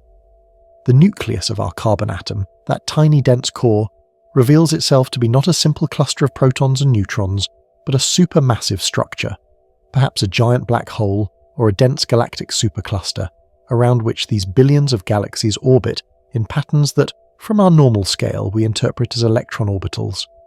The space between the nucleus and the electron clouds, that vast emptiness that makes up 99.99999% of the atom's volume, is actually filled with cosmic architecture, dark matter halos, intergalactic gas, the cosmic web of filaments that connects galaxies across the universe contained within this single atom. But we don't stop there. Let's choose one of these galaxies within our carbon atom and zoom in further. It's a spiral galaxy, not unlike our own Milky Way, with several 100 billion stars arranged in graceful arms that sweep out from a bright central bulge. We approach one of these stars, an ordinary yellow sun in one of the spiral arms, and find it circled by planets. On the third planet from this star, a blue marble with white clouds and brown-green continents, we find something extraordinary. Life. Not just simple life, but complex. Ecosystems, perhaps even civilizations. Beings who look up at their night sky and wonder if they're alone in the universe, never imagining that their entire cosmos is just one galaxy among billions within a single atom of a being incomprehensibly vast from their perspective. These beings within the atom have their own science, their own understanding of physics. They've discovered their own atoms, which to them seem fundamental, indivisible. But if our nested reality extends infinitely in both directions, then their atoms too contain galaxies, and those galaxies contain atoms, and so on, an infinite regression of realities, each one as complete and valid as any other. They measure the speed of light in their universe, find it to be constant, use it to define the ultimate speed limit of their reality. They discover quantum mechanics, puzzle over wave-particle duality, debate the meaning of consciousness, all while existing within what we call a single carbon atom. Time, as we've suggested before, must flow differently at these different scales. What we perceive as the stable existence of an atom, lasting perhaps billions of years as part of a rock or a star, encompasses countless eons from the perspective of beings within that atom. Their universe might go through multiple cosmic cycles, big bangs, expansions, possible contractions and rebirths, all within what we experience as the quiet existence of a single atom. When that atom finally does decay or undergo a reaction, it might be experienced from within as a cosmic apocalypse, the end of everything, or perhaps as a transformation into a new kind of universe with different physical laws. But let's think about this from the other direction too. If our universe exists within an atom of a larger reality, what does that mean for us? Perhaps what we call the Big Bang was the moment our atom formed, created in the heart of a star in that larger universe, or in some cosmic collision we can't imagine. The expansion of our universe, the way galaxies are flying apart from each other, might be the result of our atom absorbing energy, its electron cloud expanding to a higher energy state. Dark energy, that mysterious force accelerating the expansion, might be the influence of forces from the larger scale, photons or other particles interacting with our atom universe in ways that appear to us as a uniform acceleration of space itself. The fundamental forces we observe, gravity, electromagnetism, the strong and weak nuclear forces, might be shadows or projections of different aspects of the same unified phenomenon operating at the scale above us. Gravity, the weakest force at our scale, might be weak, because it's primarily operating within the nested galaxies inside our atoms, only leaking out slightly into our dimensional space. Electromagnetism might be the force that binds our galaxy universe to others within our atom, appearing to us as a force between charged particles. The strong nuclear force might be what keeps the galactic superclusters at the center of atoms stable, preventing them from flying apart despite their incredible density. In this nested reality, consciousness takes on new dimensions of meaning. If there are conscious beings within the atoms of our bodies, then we are not individuals but communities, vast assemblages of universes filled with conscious entities. Every thought we have might involve the coordination of countless civilizations within our neural atoms. When neurons fire, sending electrochemical signals through our brains, entire cosmos might be restructuring themselves, civilizations might be rising or falling, conscious beings might be experiencing revelations or catastrophes that contribute to what we experience as a single moment of awareness. And extending this upward, if our universe is within an atom of a larger being, perhaps our collective consciousness, the sum total of all awareness in our universe, contributes to a single quantum of thought in that being's mind. Perhaps what we experience as the entire history of our universe, from Big Bang to whatever end awaits us, is just a fleeting sensation, a brief flicker of experience in a vast consciousness we can't comprehend. This doesn't diminish our significance. Every scale is equally real, equally important. We're not just cogs in a machine, but conscious participants in a vast multi-scale symphony of awareness. Consider what this means for the nature of matter itself. Every object you see and touch is not solid in any conventional sense, but is instead a vast collection of universes, each with its own space, time, matter, and energy. When you touch something, the atoms in your skin don't really touch the atoms of the object. The electromagnetic repulsion between electron clouds keeps them apart. But in our nested reality, this isn't just empty space between atoms. It's the intergalactic medium between universe clusters, filled with its own structures and phenomena at scales we can't perceive. Chemical reactions take on new meaning in this view. When atoms bond to form molecules, it's not just electrons being shared or transferred. It's entire cosmos forming alliances, creating metastructures that span multiple universe clusters. A water molecule, 2 hydrogen atoms and 1 oxygen atom, becomes a triumvirate of universes, each containing billions of galaxies, bound together in a configuration that's stable at our scale, but might involve incomprehensibly complex negotiations and arrangements at the scales within. When water freezes into ice, forming crystalline structures, perhaps civilizations within those atoms are experiencing something like a cosmic phase transition, their universes locking into rigid relationships with neighboring universes. When ice melts, those rigid relationships become fluid again, universes sliding past each other in new configurations. The beauty of a snowflake, with its 6-fold symmetry and infinite variations, might reflect the collective organization of countless universes arranging themselves according to principles that span scales. Biological processes become even more wondrous in this view. DNA, that twisted ladder carrying the instructions for life, is made of atoms that might each contain universes. The genetic code isn't just information stored in molecular arrangements, but might be a kind of treaty or constitution governing how universe clusters interact to create and maintain living systems. When DNA replicates, it's not just molecules copying themselves, but entire cosmos spawning new cosmos, each carrying forward the patterns that enable life at our scale. Evolution takes on cosmic dimensions. As organisms evolve over millions of years, the universes within their atoms might be evolving too, perhaps at rates millions of times faster given the difference in timescales. The evolution of life on Earth might be paralleled by evolution within atoms, with successful atomic configurations, those that contribute to successful organisms being preserved and replicated, while others are selected against. We might be the product not just of biological evolution, but of evolution occurring simultaneously at countless scales above and below us. Think about what happens when you eat food. You're not just breaking down molecules to extract energy.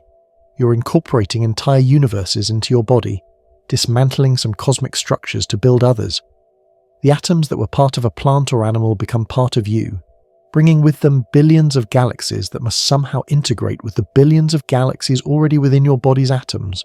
Metabolism becomes a kind of cosmic engineering, restructuring universes to maintain the pattern that is you, and when you breathe, you're exchanging universes with your environment. The oxygen atoms you inhale, each containing their complement of galaxies, bind with carbon atoms in your cells to form carbon dioxide, creating new universe clusters that you then exhale. Every breath is a cosmic exchange, universes flowing in and out of your body in a constant stream. The air around you is not empty space, but an ocean of universes, each one complete, each one possibly teeming with life and consciousness. Let's consider what death means in this nested reality. When a living being dies at our scale, the atoms don't disappear. They're recycled, becoming parts of other things. The universes within those atoms continue to exist, continue to evolve, even as the pattern that was the living being dissolves. Death at our scale might not even be noticeable at the scale within atoms, or it might be experienced as a kind of liberation, as universe clusters that were locked into specific configurations are freed to explore new arrangements. And if our universe is within an atom of a larger being, our cosmic death, whether it's a big crunch, a big rip, or a slow heat death, might just be that atom undergoing some transformation, perhaps being incorporated into a new molecule, perhaps undergoing radioactive decay, perhaps being absorbed into a black hole at the scale above us. What seems like the end of everything from our perspective might be just a transition to a new phase of existence at a larger scale. This nested reality also offers a new perspective on quantum mechanics. The wave function that describes the probability of finding a particle in a particular state might actually be describing the distribution of galaxies within that particle. When we say an electron is in a superposition of states, Perhaps we're really saying that the billions of galaxies within that electron are distributed across multiple configurations, and measurement causes them to settle into one particular arrangement. Quantum entanglement, that spooky connection between particles that Einstein found so troubling, might make more sense in a nested reality. If two particles become entangled, perhaps some of the galaxies within them become gravitationally or otherwise connected through dimensions we can't perceive. When we measure one particle and its wave function collapses, the connected galaxies in both particles respond instantly, appearing to us as faster-than-light correlation, but actually being a consequence of connections that exist outside our normal three-dimensional space. The uncertainty principle, the fact that we can't simultaneously know both the position and momentum of a particle with perfect precision, might reflect the fundamental impossibility of tracking billions of galaxies individually. We can know the average position of all those galaxies, the particle's position, or their average motion, the particle's momentum, but not both simultaneously, because the very act of measuring one disturbs the other at the galactic scale within the atom. Let's dream even bigger. If reality is nested infinitely in both directions, then there's no fundamental scale, no bottom or top to the hierarchy. Every scale is the middle scale from its own perspective, with infinite scales above and below. This means that consciousness, life, complexity could exist at every scale, each unaware of the others except perhaps through subtle influences that we interpret as forces or fields. There might be beings for whom our entire observable universe is just a subatomic particle, who manipulate galaxies the way we manipulate atoms. And there might be beings within the quarks, within the protons, within the atoms, within our cells, for whom a quark is an entire universe. Each scale might have its own periodic table, its own chemistry, its own biology, its own forms of consciousness, all following similar patterns but expressed in ways unique to that scale. Communication between scales seems almost impossible in this view, yet perhaps it happens all the time in ways we don't recognize. Perhaps what we call intuition or inspiration is actually information filtering up from the conscious, beings within our atoms.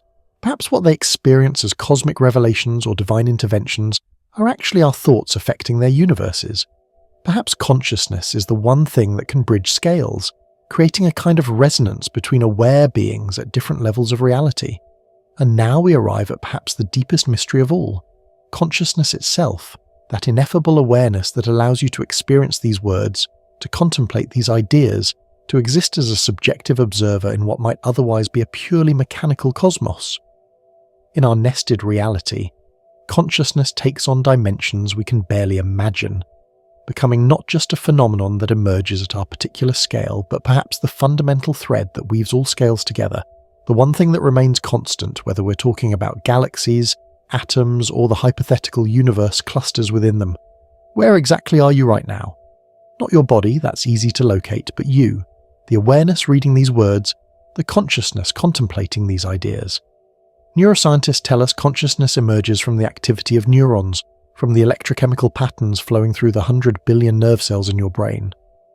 But neurons are made of molecules, molecules are made of atoms, and if atoms contain galaxies, then your consciousness somehow emerges from or encompasses the activity of incomprehensible numbers of universes. Are you a single awareness, or are you a harmony of countless consciousnesses at different scales, all somehow synchronized to create the unified experience you call I? Let's sit with this question for a moment. Really feel into its implications.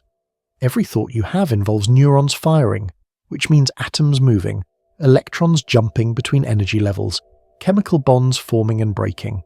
If each atom contains billions of galaxies, then a single thought might involve more galaxies than we can observe in our entire universe. The simple act of remembering your name might require the coordination of universe clusters so numerous that no number we have could adequately express them. And yet it feels simple, effortless, instantaneous. How is this possible?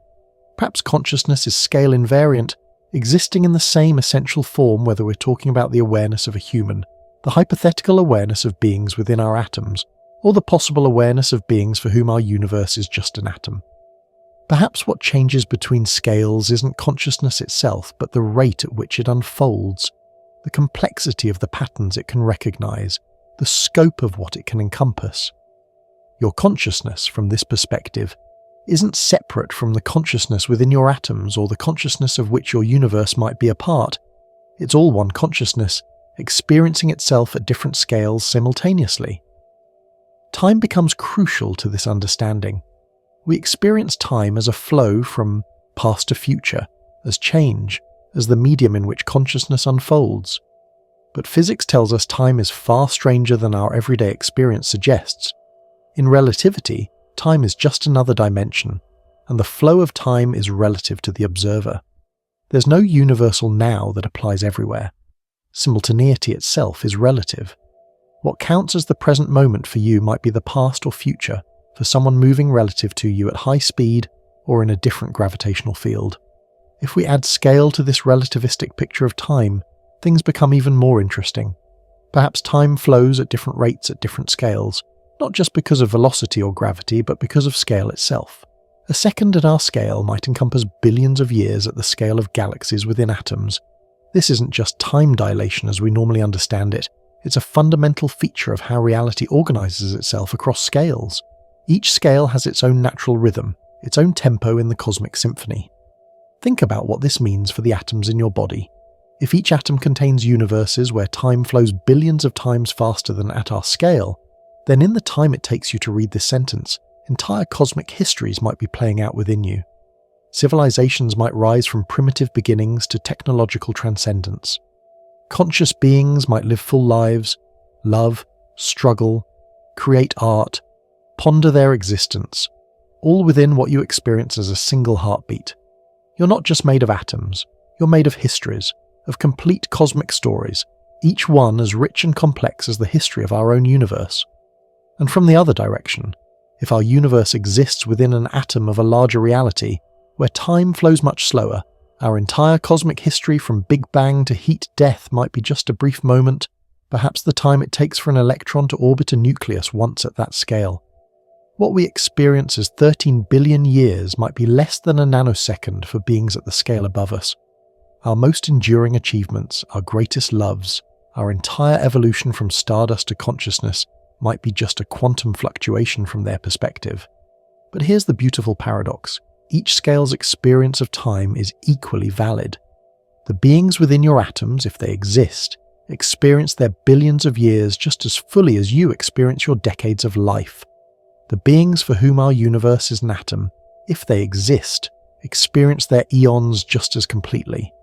There's no privileged temporal perspective, no real rate at which time flows.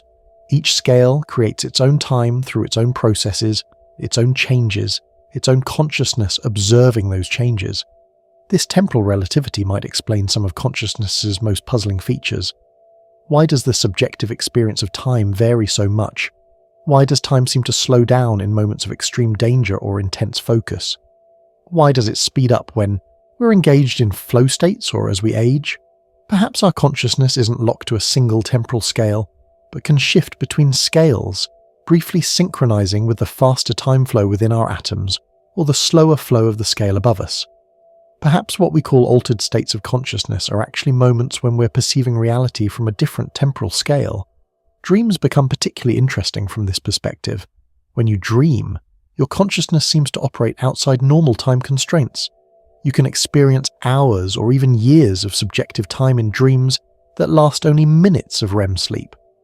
Perhaps in dreams, your consciousness is more directly connecting with the timescales within your atoms, experiencing the billions of years of cosmic evolution happening within you while your body sleeps.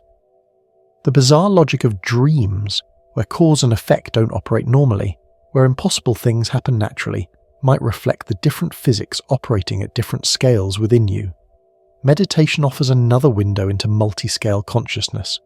When meditators report experiencing timelessness, or feeling connected to everything, or losing the sense of self, perhaps they're actually shifting their consciousness to encompass multiple scales simultaneously. The sense of unity that advanced meditators describe might be a direct experience of the nested nature of reality, feeling how their consciousness connects to and includes consciousness at scales above and below. The peace that comes from meditation might arise from recognizing that you're not a separate entity struggling against the universe, but a pattern that the universe is taking at a particular scale, inseparable from the whole. Let's explore what memory might mean in a nested reality. Your memories are encoded in neural patterns, in the connections between neurons, in molecular structures within those neurons. If molecules are made of atoms that contain universes, then your memories are literally written in the arrangement of cosmos. When you remember something, universe clusters are reorganizing themselves to recreate a pattern that existed before. Forgetting might involve those universes drifting into new configurations, and if memory can be encoded in the arrangement of universes within atoms, perhaps there are memories at every scale. The universe itself might remember, might be accumulating experience, might be learning. The hard problem of consciousness, how subjective experience arises from objective matter, might find new perspectives in our nested reality. If matter at every scale has some form of consciousness, then human consciousness isn't emerging from unconscious matter, but is rather a particular organization of consciousness that exists at all scales. The atoms in your brain aren't unconscious building blocks that somehow generate consciousness when arranged correctly. They might each contain billions of conscious entities, whose collective activity contributes to your awareness. This could explain why consciousness seems irreducible to purely physical descriptions. No matter how completely we map the neural correlates of consciousness, something seems to be missing from the picture, the actual experience, the what it's like to be conscious. Perhaps what's missing is the recognition that consciousness exists at scales we're not including in our models. We're trying to explain consciousness by looking only at our scale, when it might be a phenomenon that necessarily spans multiple scales, existing in the relationships between scales as much as at any particular scale. Free will takes on new dimensions in this view.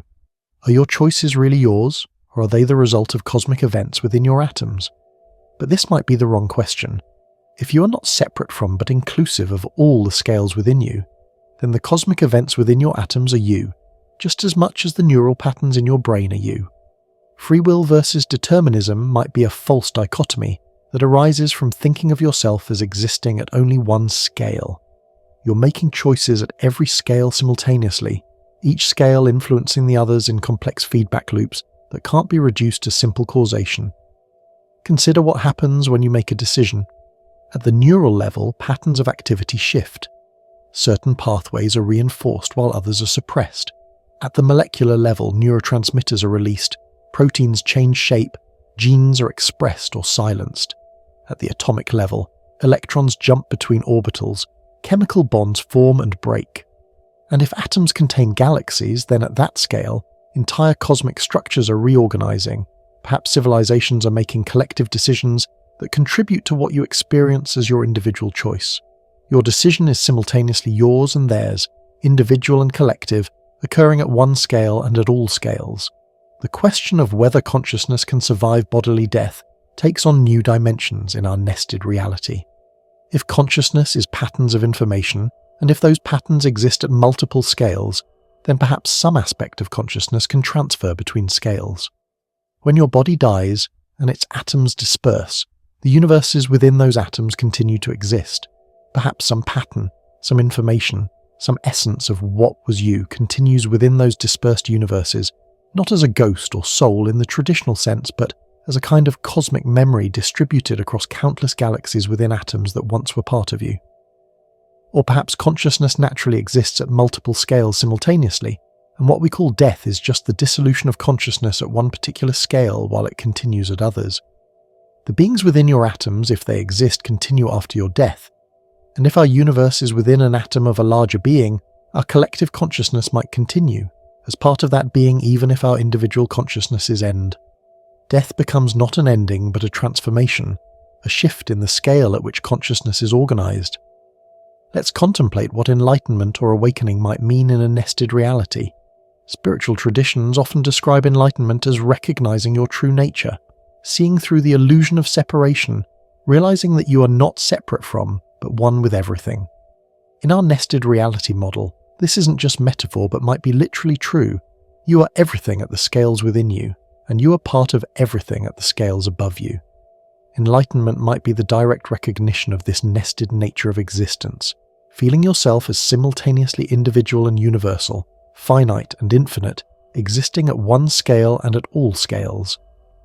The experience of cosmic consciousness that mystics describe, feeling as vast as the universe, experiencing yourself as pure awareness without boundaries, might be moments when consciousness expands to encompass multiple scales simultaneously. The sense of timelessness might come from experiencing the different time flows at different scales all at once. The feeling of infinite love might be the recognition that every part of reality is connected to every other part through these nested scales, that separation is impossible because everything is within everything else. But let's bring this back to your immediate experience, to you lying there, breathing, existing, aware. Right now, in this moment, you are the intersection point of countless scales of reality. Below you, if our speculation has any truth to it, billions of universes exist within each atom of your body, possibly filled with conscious beings living their lives, unaware that they're part of you. Above you, you might be part of a vast being for whom our entire universe is just a tiny component, an atom among countless atoms. And here, at your scale, you have this remarkable gift, the ability to imagine, to speculate, to wonder about scales of reality you can't directly perceive. Your consciousness, whatever its ultimate nature, can contemplate both the infinitely large and the infinitesimally small. You can hold in your mind the image of galaxies within atoms and atoms within galaxies. You can feel, even if you can't fully understand, what it might mean to exist at multiple scales simultaneously. This capacity for wonder, for imagination, for reaching beyond the boundaries of direct experience might be consciousness's greatest achievement. It allows us to transcend our physical limitations, to explore realities we can't visit, to connect with scales of existence we can't directly perceive.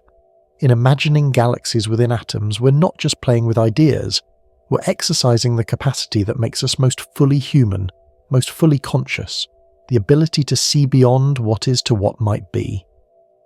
As you continue to listen, as these ideas wash over you like gentle waves, notice your own consciousness. Notice how it can focus on a single word or expand to encompass vast concepts. Notice how it can speed up or slow down, how time can seem to stretch or contract based on your state of awareness. Notice how you can imagine yourself as a single, separate individual and simultaneously feel connected to everything around you. These aren't just tricks of the mind.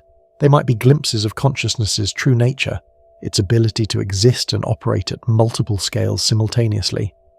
We return now to the outer sky, to those patient sentinels we've built to catch the whispers of the cosmos, our telescopes, those magnificent bridges between the human eye and the infinite. But tonight, let's see them not merely as instruments of metal and glass and silicon, but as storytellers, as translators of an ancient language written in light itself. Each photon that reaches their mirrors has travelled an almost incomprehensible journey, carrying news from other times, other places, perhaps even from other scales of reality, if our nested universe hypothesis holds any truth. These telescopes are more than observers. They're time machines, dimensional doorways, collectors of cosmic memories that span the entire hierarchy of existence we've been contemplating. Light itself deserves our deepest contemplation tonight. What is it really, this phenomenon that brings us all our visual information about the universe? Physicists tell us it's both wave and particle, electromagnetic radiation that travels at exactly 458 meters per second in vacuum, never faster, never slower, the same speed for all observers regardless of their motion. But perhaps light is even more mysterious than we realize. If reality is nested as we've imagined, then light might be the universal messenger, the one phenomenon that can carry information between scales, between the galaxies within atoms and the atoms within galaxies. Think about what happens when a star emits light. Deep in its core, fusion reactions convert hydrogen to helium, and in that process, energy is released. But that energy doesn't immediately escape as light. It begins as gamma rays, incredibly high-energy photons that are absorbed and re-emitted countless times as they slowly work their way outward through the star's dense interior. What takes light about 8 minutes to travel from the sun's surface to Earth can take a photon hundreds of thousands of years to travel from the sun's core to its surface. Each absorption and re-emission is an interaction with matter, with atoms that, in our speculation, might contain entire universes. So when starlight finally reaches us, it carries not just information about the star's surface, but about all those interactions, all those atoms it encountered on its journey outward. If atoms contain galaxies, then each photon has passed through billions of universes on its way to us, perhaps influenced by them in subtle ways we don't yet know how to detect. The spectrum of starlight, those precise patterns of emission and absorption lines, might encode far more information than we realize. Not just which elements are present, but how the universes within those atoms are organized. What kinds of cosmic structures exist at scales too small for us to perceive directly? Let me tell you the story of the Hubble Space Telescope in this new light. Launched in 1990, repaired and upgraded by brave astronauts multiple times, Hubble has been our steady eye on the cosmos for over 3 decades. Floating above Earth's turbulent atmosphere, it catches ancient light with a clarity impossible from the ground. Every image Hubble captures is a message from the past. The farther away the object, the older the light, the deeper into history we're seeing. When Hubble observes a galaxy 13 billion light-years away, it's showing us that galaxy as it was when the universe was less than 1 billion years old, when the first stars were still forming, when the cosmic story was just beginning. But in our nested reality, Hubble might be doing even more than capturing the past. If our universe exists within an atom of a larger reality, then the light Hubble collects might sometimes carry influences from that larger scale. Those mysterious gamma-ray bursts we detect, those inexplicable variations in quasar brightness, those subtle anomalies in the cosmic microwave background. Could some of them be signals from the universe beyond our universe? Photons that have somehow crossed the boundary between scales? Hubble and other telescopes might be catching glimpses of the reality our universe is embedded in, if only we knew how to interpret the signs. The James Webb Space Telescope has pushed our vision even further, both in space and time. With its gold-coated beryllium mirrors optimized for infrared light, Webb can peer through cosmic dust clouds that block visible light, can detect the heat signatures of the very first galaxies, can analyze the atmospheres of planets orbiting other stars. Webb has shown us galaxies that seem too mature for their age, too massive and structured for how early they appear in cosmic history. In conventional cosmology, this is a puzzle.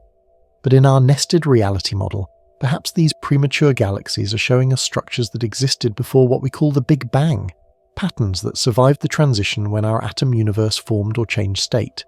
Every major observatory adds its own verse to this cosmic poem. The Atacama Large Millimeter Array, high in the Chilean desert where the air is so dry that millimeter wave radiation from space can reach the ground, maps the cold gas and dust between stars, the raw material from which new stars and planets form.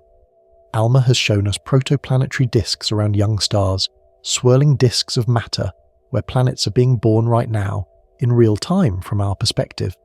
If atoms contain galaxies, then these protoplanetary disks aren't just creating planets. They're creating homes for billions of potential universes, nurseries where countless cosmos will eventually reside. Radio telescopes like Arecibo, before its tragic collapse, and now FAST in China and the Square Kilometre Array being built in Australia and South Africa, listen to the radio whispers of the universe.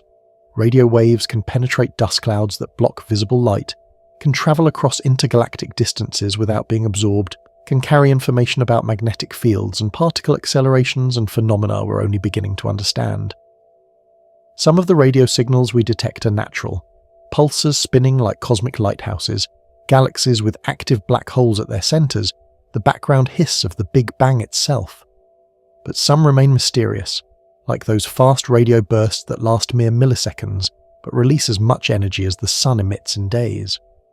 What if some of these mysterious signals are actually communications, not from alien civilizations in our universe, but from the scales above or below us? If consciousness exists at every scale, as we've speculated, then perhaps some advanced civilization within an atom has found a way to send signals that leak out into our scale. Or perhaps beings in the universe for which ours is just an atom sometimes send signals through our reality, and we detect them as brief, inexplicable bursts of radio energy. We assume all signals must originate within our observable universe, but in a nested reality, that assumption might be limiting our understanding. The Laser Interferometer, Gravitational Wave Observatory and its cousins have added an entirely new sense to our cosmic perception. Instead of electromagnetic radiation, they detect ripples in space-time itself, waves of distortion that spread out when massive objects accelerate. Every detection is a confirmation that space and time are not rigid but flexible, that they can be stretched and squeezed, that they carry information just as the electromagnetic waves do. When LIGO detects the merger of two black holes billions of light years away, it's feeling the universe tremble, sensing a vibration that has travelled across cosmic distances without weakening, carrying the signature of one of the most violent events possible in our reality. But gravitational waves might tell us even more than we realise. If our universe is nested within larger structures, then some of the gravitational waves we detect might originate from beyond our cosmic horizon. The stochastic gravitational wave background, that constant hum of gravitational waves from all directions that LIGO and other detectors are beginning to sense, might include vibrations from the scale above us, the gravitational equivalent of the quantum jiggling that all particles experience. We might be feeling our atom universe vibrating in response to forces we can't otherwise detect, trembling in the quantum foam of a larger reality. X-ray, telescopes like Chandra and XMM Newton show us the violent side of the universe, the high-energy phenomena that emit X-rays, matter falling into black holes, gas heated to millions of degrees in galaxy clusters, the shock waves from supernovas. X-rays don't penetrate Earth's atmosphere, so these telescopes must operate in space, catching photons that would otherwise never reach us. In our nested reality model, X-rays might be particularly interesting because they represent transitions between energy levels in atoms, moments when electrons jump between orbitals. If atoms contain galaxies, then X-ray emissions might mark moments of cosmic reorganization within atoms, times when billions of galaxies shift into new configurations. Let's consider what we call redshift, that stretching of light waves that tells us the universe is expanding. As light travels through expanding space, its wavelength stretches, shifting toward the red end of the spectrum. The more distant a galaxy, the more its light is redshifted, creating a direct relationship between distance and redshift that allows us to map the universe's expansion. But what if redshift is telling us more than just about expansion? If our universe is within an atom that's absorbing energy, moving to a higher energy state, that might manifest as the expansion we observe. The redshift might be recording not just the stretching of space, but the transformation of our entire atom universe, as it responds to forces at the scale above us. Neutrino telescopes add yet another dimension to our cosmic perception. Buried deep in Antarctic ice or in the Mediterranean Sea, these detectors watch for the tiny flashes of light produced when neutrinos, those ghostly particles that barely interact with matter, occasionally collide with atoms in the ice or water. Neutrinos travel almost unimpeded across the universe, carrying information from the hearts of stars, from supernovas, from the Big Bang itself. IceCube in Antarctica has detected neutrinos with energies so high that we don't know what could produce them, particles that have travelled billions of light years to reach us. In our nested reality, neutrinos might be the ultimate boundary crossers, particles that can travel not just through space but between scales. Their reluctance to interact with matter might be because they exist partially in other dimensions, in the spaces between our scale and the scales above and below us. The high-energy neutrinos we can't explain might originate from outside our universe entirely, from cosmic events in the reality for which our universe is just an atom.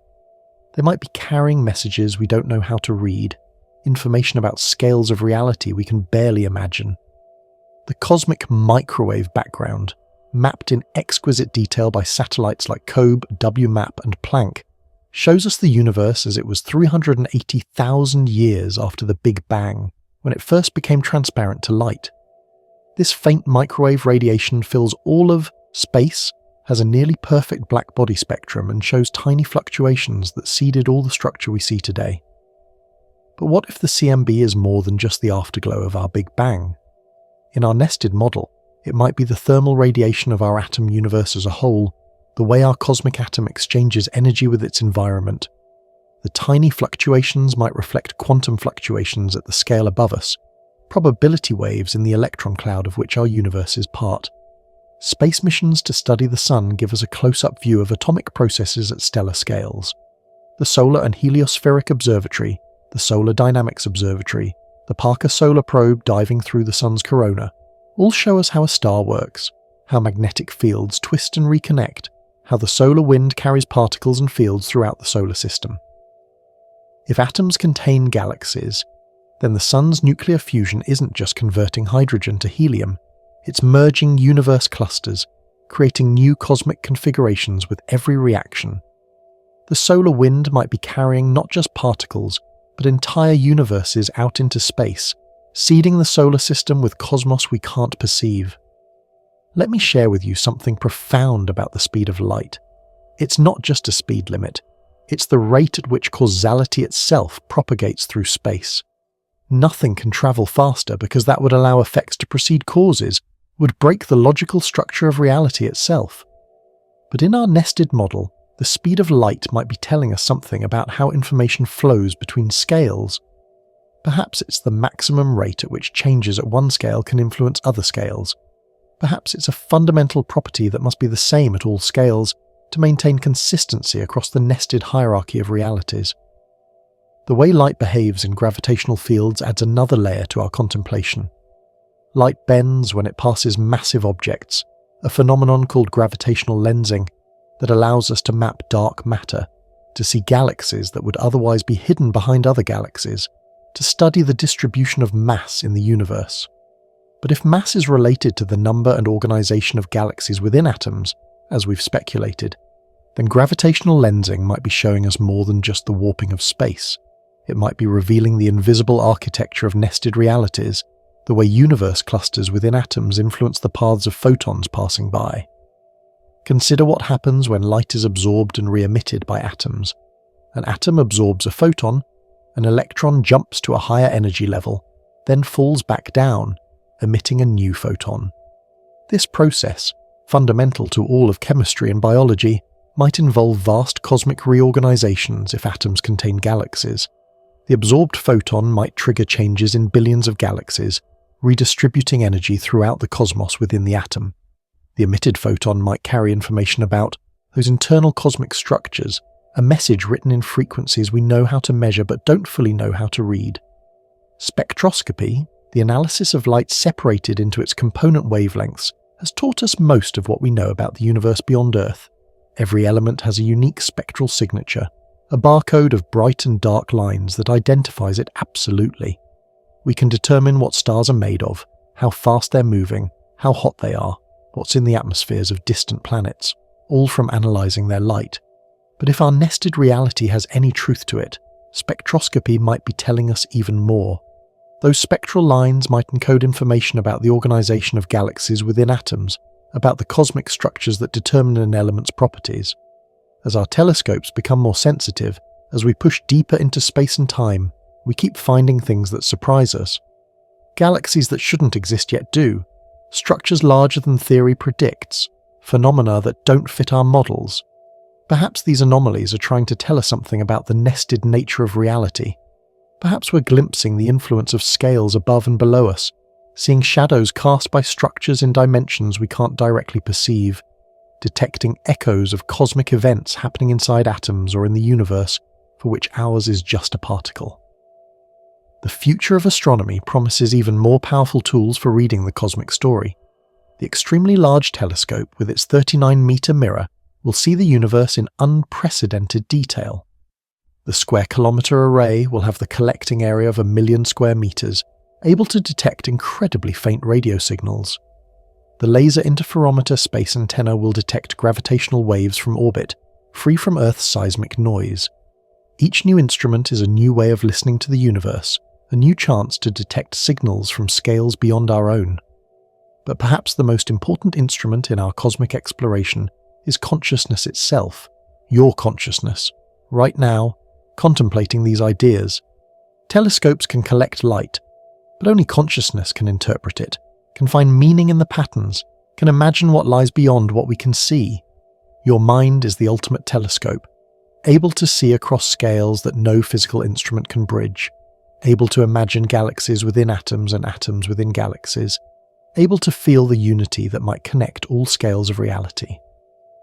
Now we gather all the threads we've been weaving throughout this night, the atoms that might contain galaxies, the galaxies that might exist within atoms, the light that bridges scales, the consciousness that perceives it all, and we discover that they might all be aspects of something even more profound, a universe that is holographic in nature, where every part contains information about the whole, where the distinction between here and there, between small and large, between self and cosmos, begins to dissolve into something far more unified and beautiful than we ever imagined.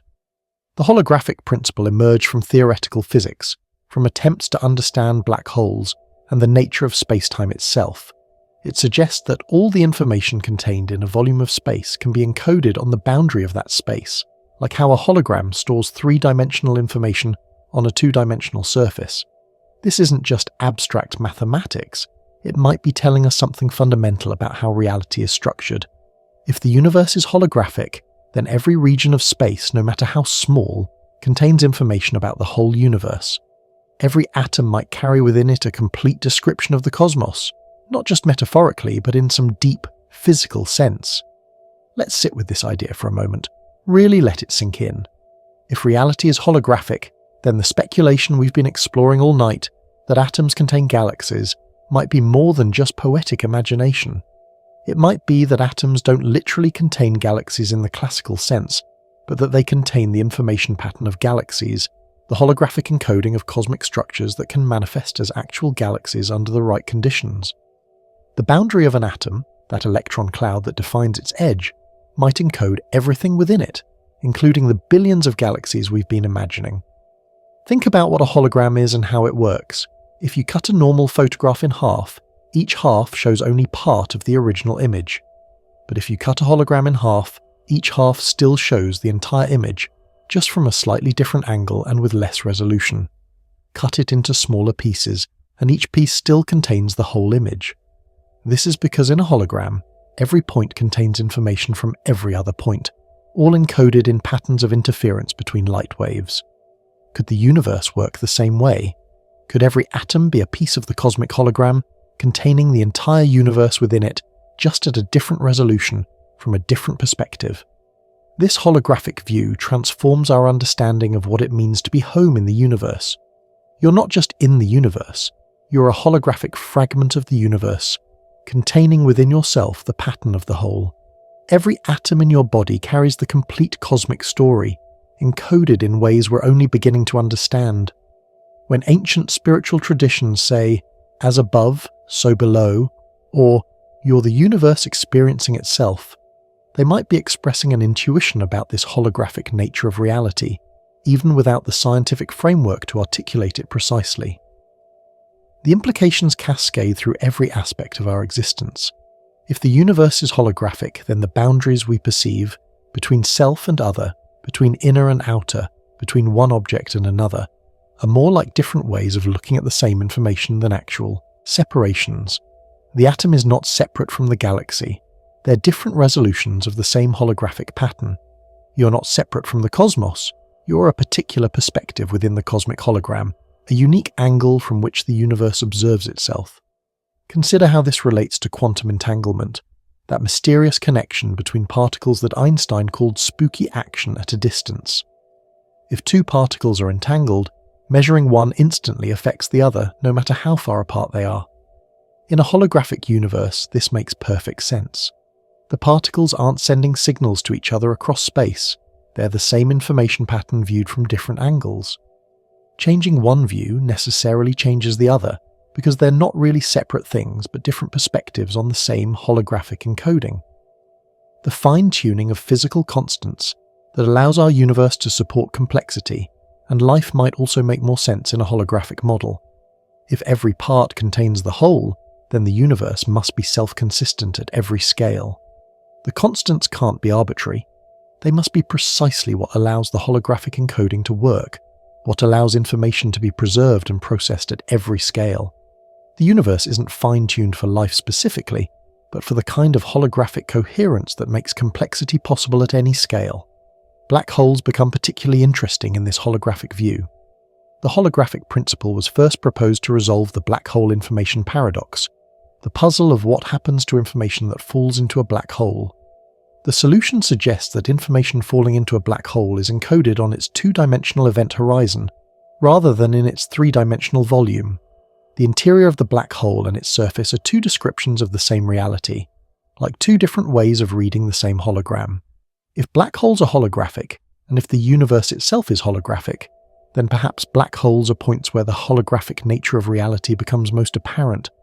They might be places where information from one scale gets encoded for transmission to another scale. The singularity at the center of a black hole, where conventional physics breaks down, might be a point of connection between scales, a place where our atom universe touches the scale above or below it. The information that falls into black holes in our universe might emerge in universes at other scales, maintaining the conservation of information across the entire nested hierarchy of realities. Dark energy, that mysterious force accelerating the expansion of our universe, might also be understood holographically. If our universe is a holographic projection from a boundary, then dark energy might represent the increasing complexity of information being encoded on that boundary.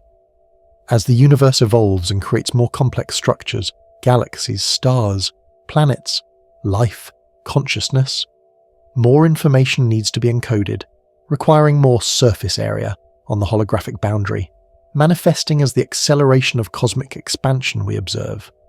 Dark matter too might have a holographic explanation. If 85% of matter is invisible to us, perhaps it's because that matter exists primarily as information on the holographic boundary, rather than as particles in the volume we perceive. It gravitates because information has energy, and energy has mass according to Einstein's relativity, but it doesn't interact electromagnetically because it's not projected into our three-dimensional space in the same way normal matter is.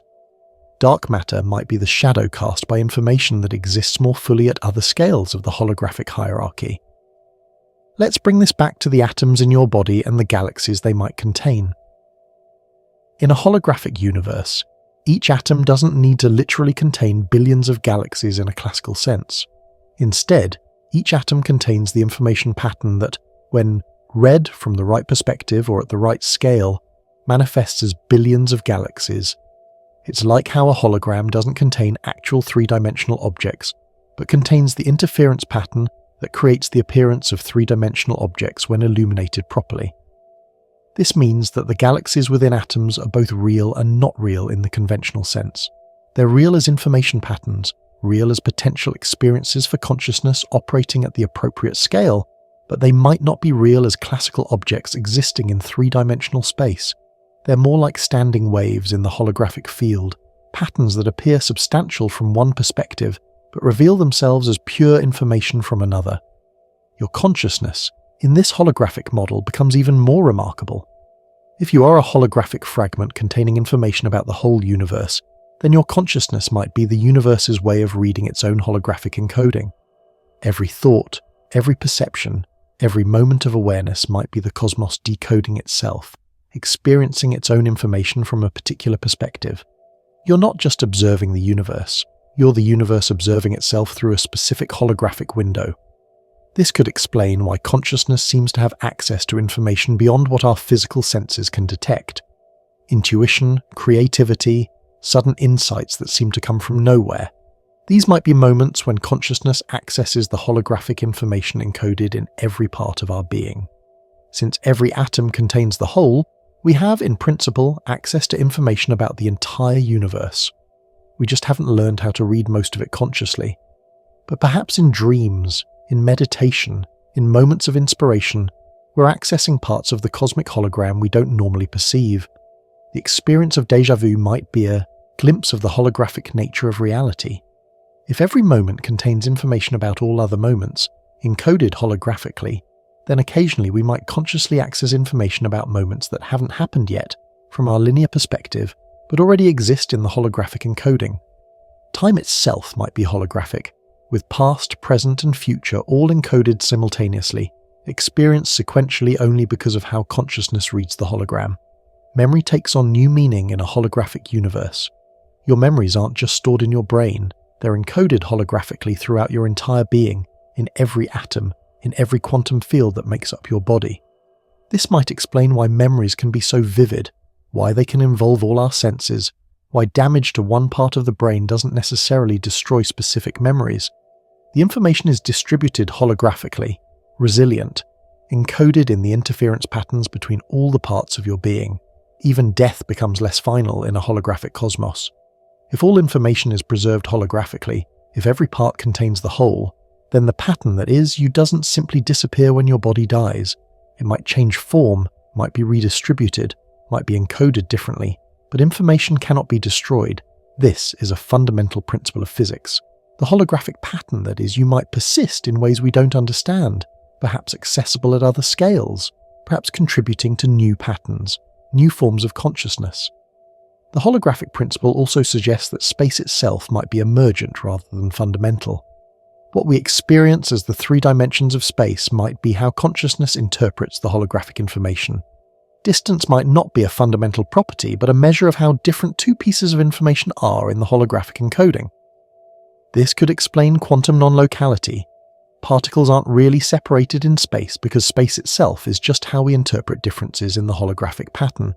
If space is emergent from holographic information, then the nested realities we've been imagining might all exist in the same place in some deeper sense. The galaxies within atoms aren't in a different location. They're the same information read at a different scale. The universe for which our cosmos is an atom isn't elsewhere. It's here, now, just interpreted at a different resolution.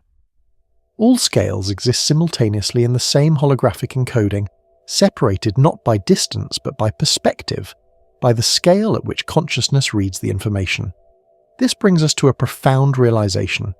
If the universe is truly holographic, then the journey we've been taking tonight, imagining galaxies within atoms, atoms within galaxies, consciousness spanning scales, isn't just speculation, but might be approaching a deep truth about reality. Not literally true in the classical sense, but true in the way that matters most, as a recognition that reality is far more unified, far more interconnected, far more information-rich than our everyday experience suggests. You are holographic. The atoms in your body are holographic. The galaxies in the night sky are holographic, and they're all aspects of the same hologram, different angles of viewing the same cosmic information pattern. When you look at the stars, you're not seeing something separate from yourself. You're seeing another aspect of the same holographic reality you embody. When you imagine galaxies within atoms, you're not making things up. You're intuiting something about how reality encodes itself, how the same patterns repeat at every scale because they're all projections of the same holographic source.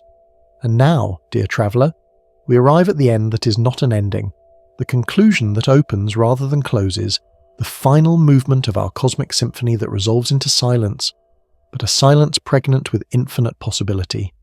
We return to our original question, but now it shimmers with new dimensions, new depths, new beauty. What if every galaxy was inside a single atom? After our long journey through scales and consciousness, through light and holographic reality, the question no longer seems absurd but almost inevitable, as if the universe has been whispering this secret all along, waiting for us to become quiet enough to hear it. You've been with me now for hours, breathing in and breathing out, each breath exchanging atoms with the world around you, each atom potentially containing billions of galaxies, each galaxy perhaps existing within an atom of some larger cosmos. Your breathing has become a cosmic rhythm, a pulse that connects all scales of reality. With each inhalation, universes flow into you. With each exhalation, universes flow back into the world. You are not separate from this cosmic circulation. You're a temporary pattern in its flow, a moment when the universe takes the shape of you, experiences itself as you, knows itself as you. Perhaps you're feeling drowsy now, that gentle heaviness that comes when the mind has travelled far and is ready to rest. This drowsiness is not a diminishment of consciousness, but a transformation of it, a shift from the sharp focus of waking awareness to the soft, diffuse awareness that comes before sleep. In this state, the boundaries that seem so solid during the day begin to soften. The distinction between self and world becomes less clear. You become more receptive to the subtle currents of reality that flow beneath the surface of everyday experience. Let's revisit our central mystery one more time, but now with all the richness we've accumulated through our contemplation. The idea that every galaxy exists inside a single atom no longer seems like mere fantasy, but like a poetic expression of something that might be fundamentally true about reality, that it is nested, holographic, self-similar across scales, conscious at every level. We may never prove this literally true in the way science demands proof, but perhaps that's not the point. Perhaps the value lies not in the literal truth, but in how the idea changes us, how it expands our sense of what's possible, how it connects us to the cosmos in ways we hadn't imagined. Think about what we've discovered together. We've seen how atoms and galaxies follow remarkably similar patterns, how forces and fields repeat across scales, how the same mathematical relationships appear in the quantum and the cosmic. We've explored how consciousness might exist at every scale, how time might flow differently at different levels of reality, how the holographic principle suggests every part contains the whole. We've imagined beings within our atoms looking up at their night sky, and beings for whom our universe is just a particle. All of us embedded in an infinite hierarchy of realities, each one complete, each one part of something larger. These ideas, wild as they may seem, touch something deep in the human psyche.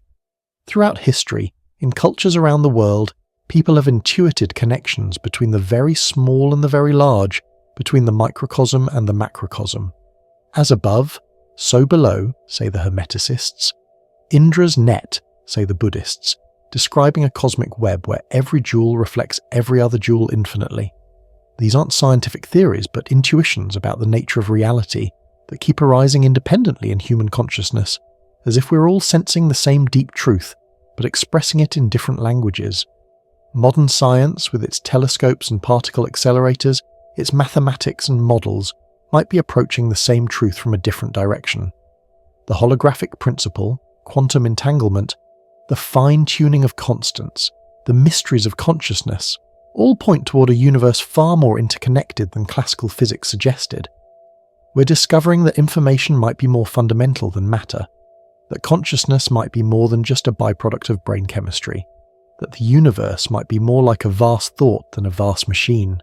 And you lying there, listening, drifting, you are the point where all these scales meet. In your body, atoms that might contain universes combine into molecules, molecules into cells, cells into organs, organs into the system that is you. And you exist on a planet, orbiting a star, in a galaxy, in a universe that might itself be an atom in some larger reality. You are the middle point, the conscious observer who can contemplate both directions, who can imagine both the galaxies within and the galaxies without. This perspective, this cosmic view of your place in the nested hierarchy of reality, can be deeply comforting as you drift towards sleep. Your problems, whatever they are, the worries about tomorrow, the regrets about yesterday, the uncertainties about your place in the world, they're all real and valid at your scale, but they're also part of something infinitely larger, part of a cosmic process that has been unfolding for billions of years and will continue for billions more. You're not alone with your troubles. You're surrounded by, composed of, participating in a universe of consciousness at every scale. Perhaps some of the beings in the galaxies within your atoms face similar challenges at their scale. Perhaps they too wonder about their purpose, their meaning, their place in the cosmos. Perhaps they too have moments of joy and sorrow, love and loss, wonder and confusion. And perhaps the being for whom our universe is just an atom has its own concerns, its own questions, its own journey of discovery. We're all in this together, across all scales, all experiencing the mystery of existence from our own unique perspectives. The beauty of not knowing for certain whether atoms contain galaxies is that the mystery remains alive. We get to wonder, to imagine, to play with possibilities. This not knowing is not ignorance, but a kind of wisdom, the recognition that reality is far stranger and more wonderful than we can fully grasp. Every answer we find opens up new questions. Every discovery reveals new mysteries. The universe seems designed to always stay one step ahead of our understanding, always holding something in reserve to surprise us with. As you lie there, perhaps you can feel the weight of your body against the bed, the gentle pull of Earth's gravity holding you. But now you know that gravity might be more than just a force.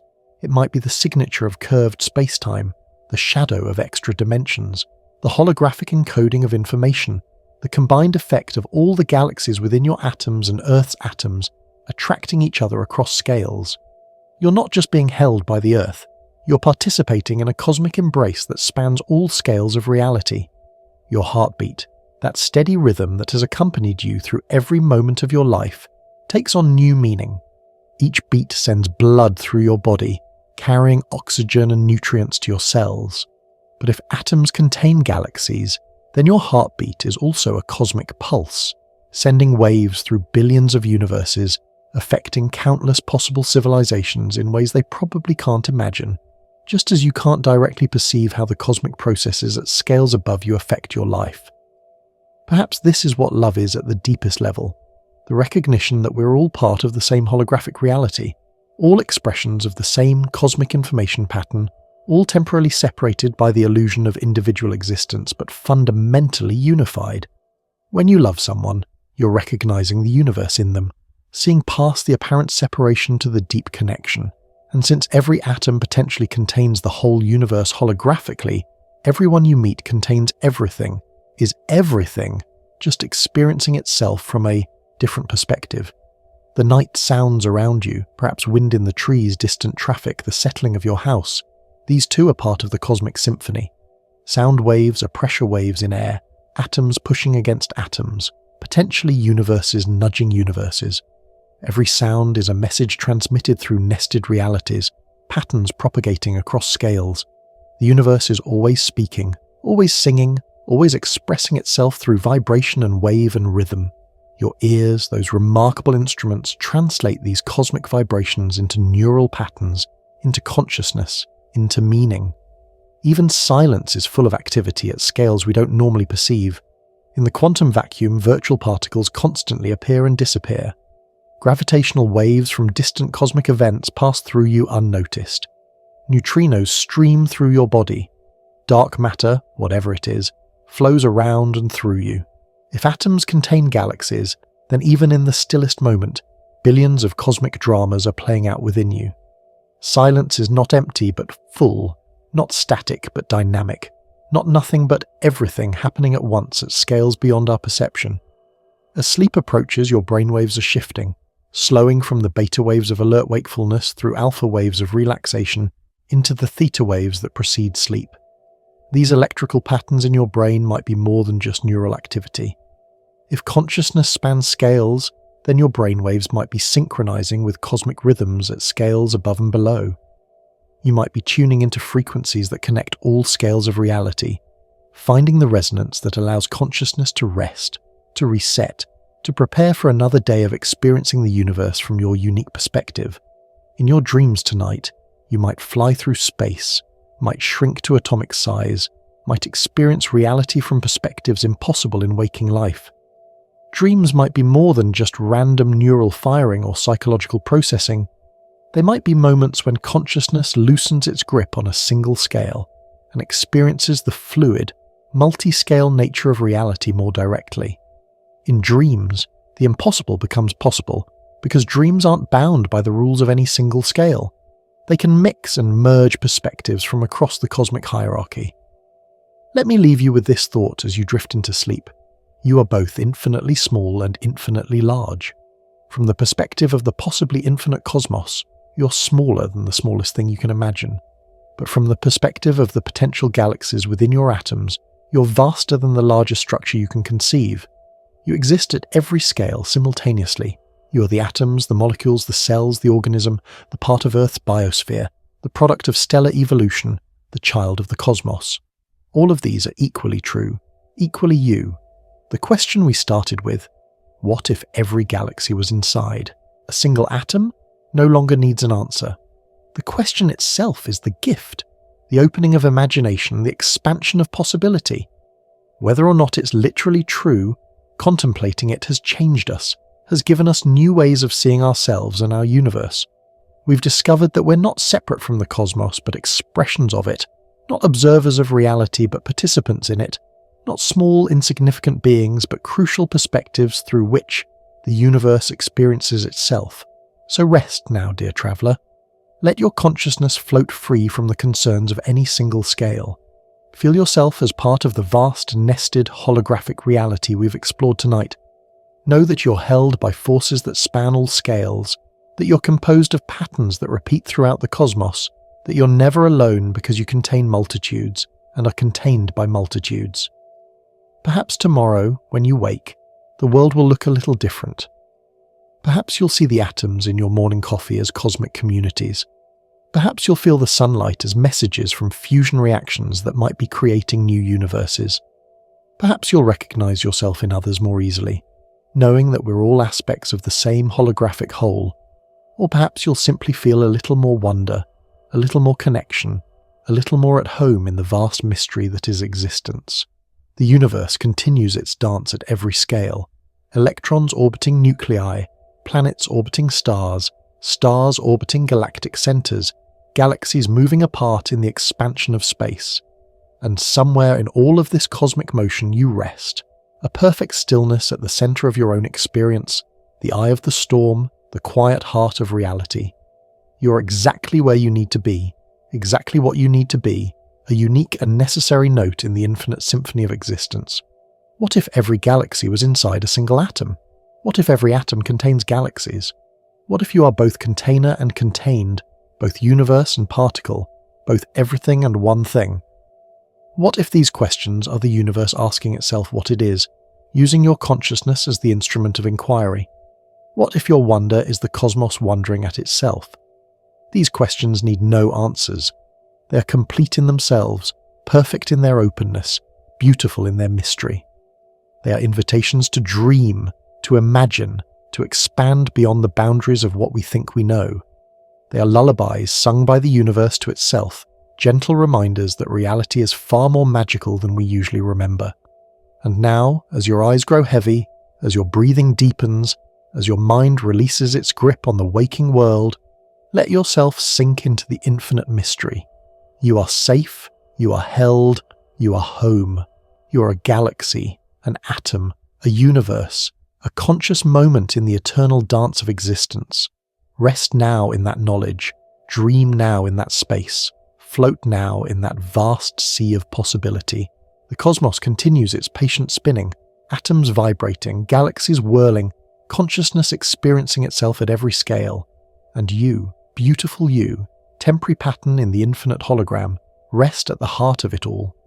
The still point around which all the scales of reality revolve. You are the universe's gift to itself, a perspective it could not have without you, a way of seeing that exists nowhere else, in exactly the way it exists in you. Sleep now, and know that you are both the dreamer and the dream, both the question and the answer, both the atom and the galaxy, both the finite and the infinite. In your sleeping and in your waking, in your wondering and in your knowing, you are the universe experiencing itself, loving itself, coming to know itself through the magnificent, mysterious, nested reality of you. What if every galaxy was inside a single atom?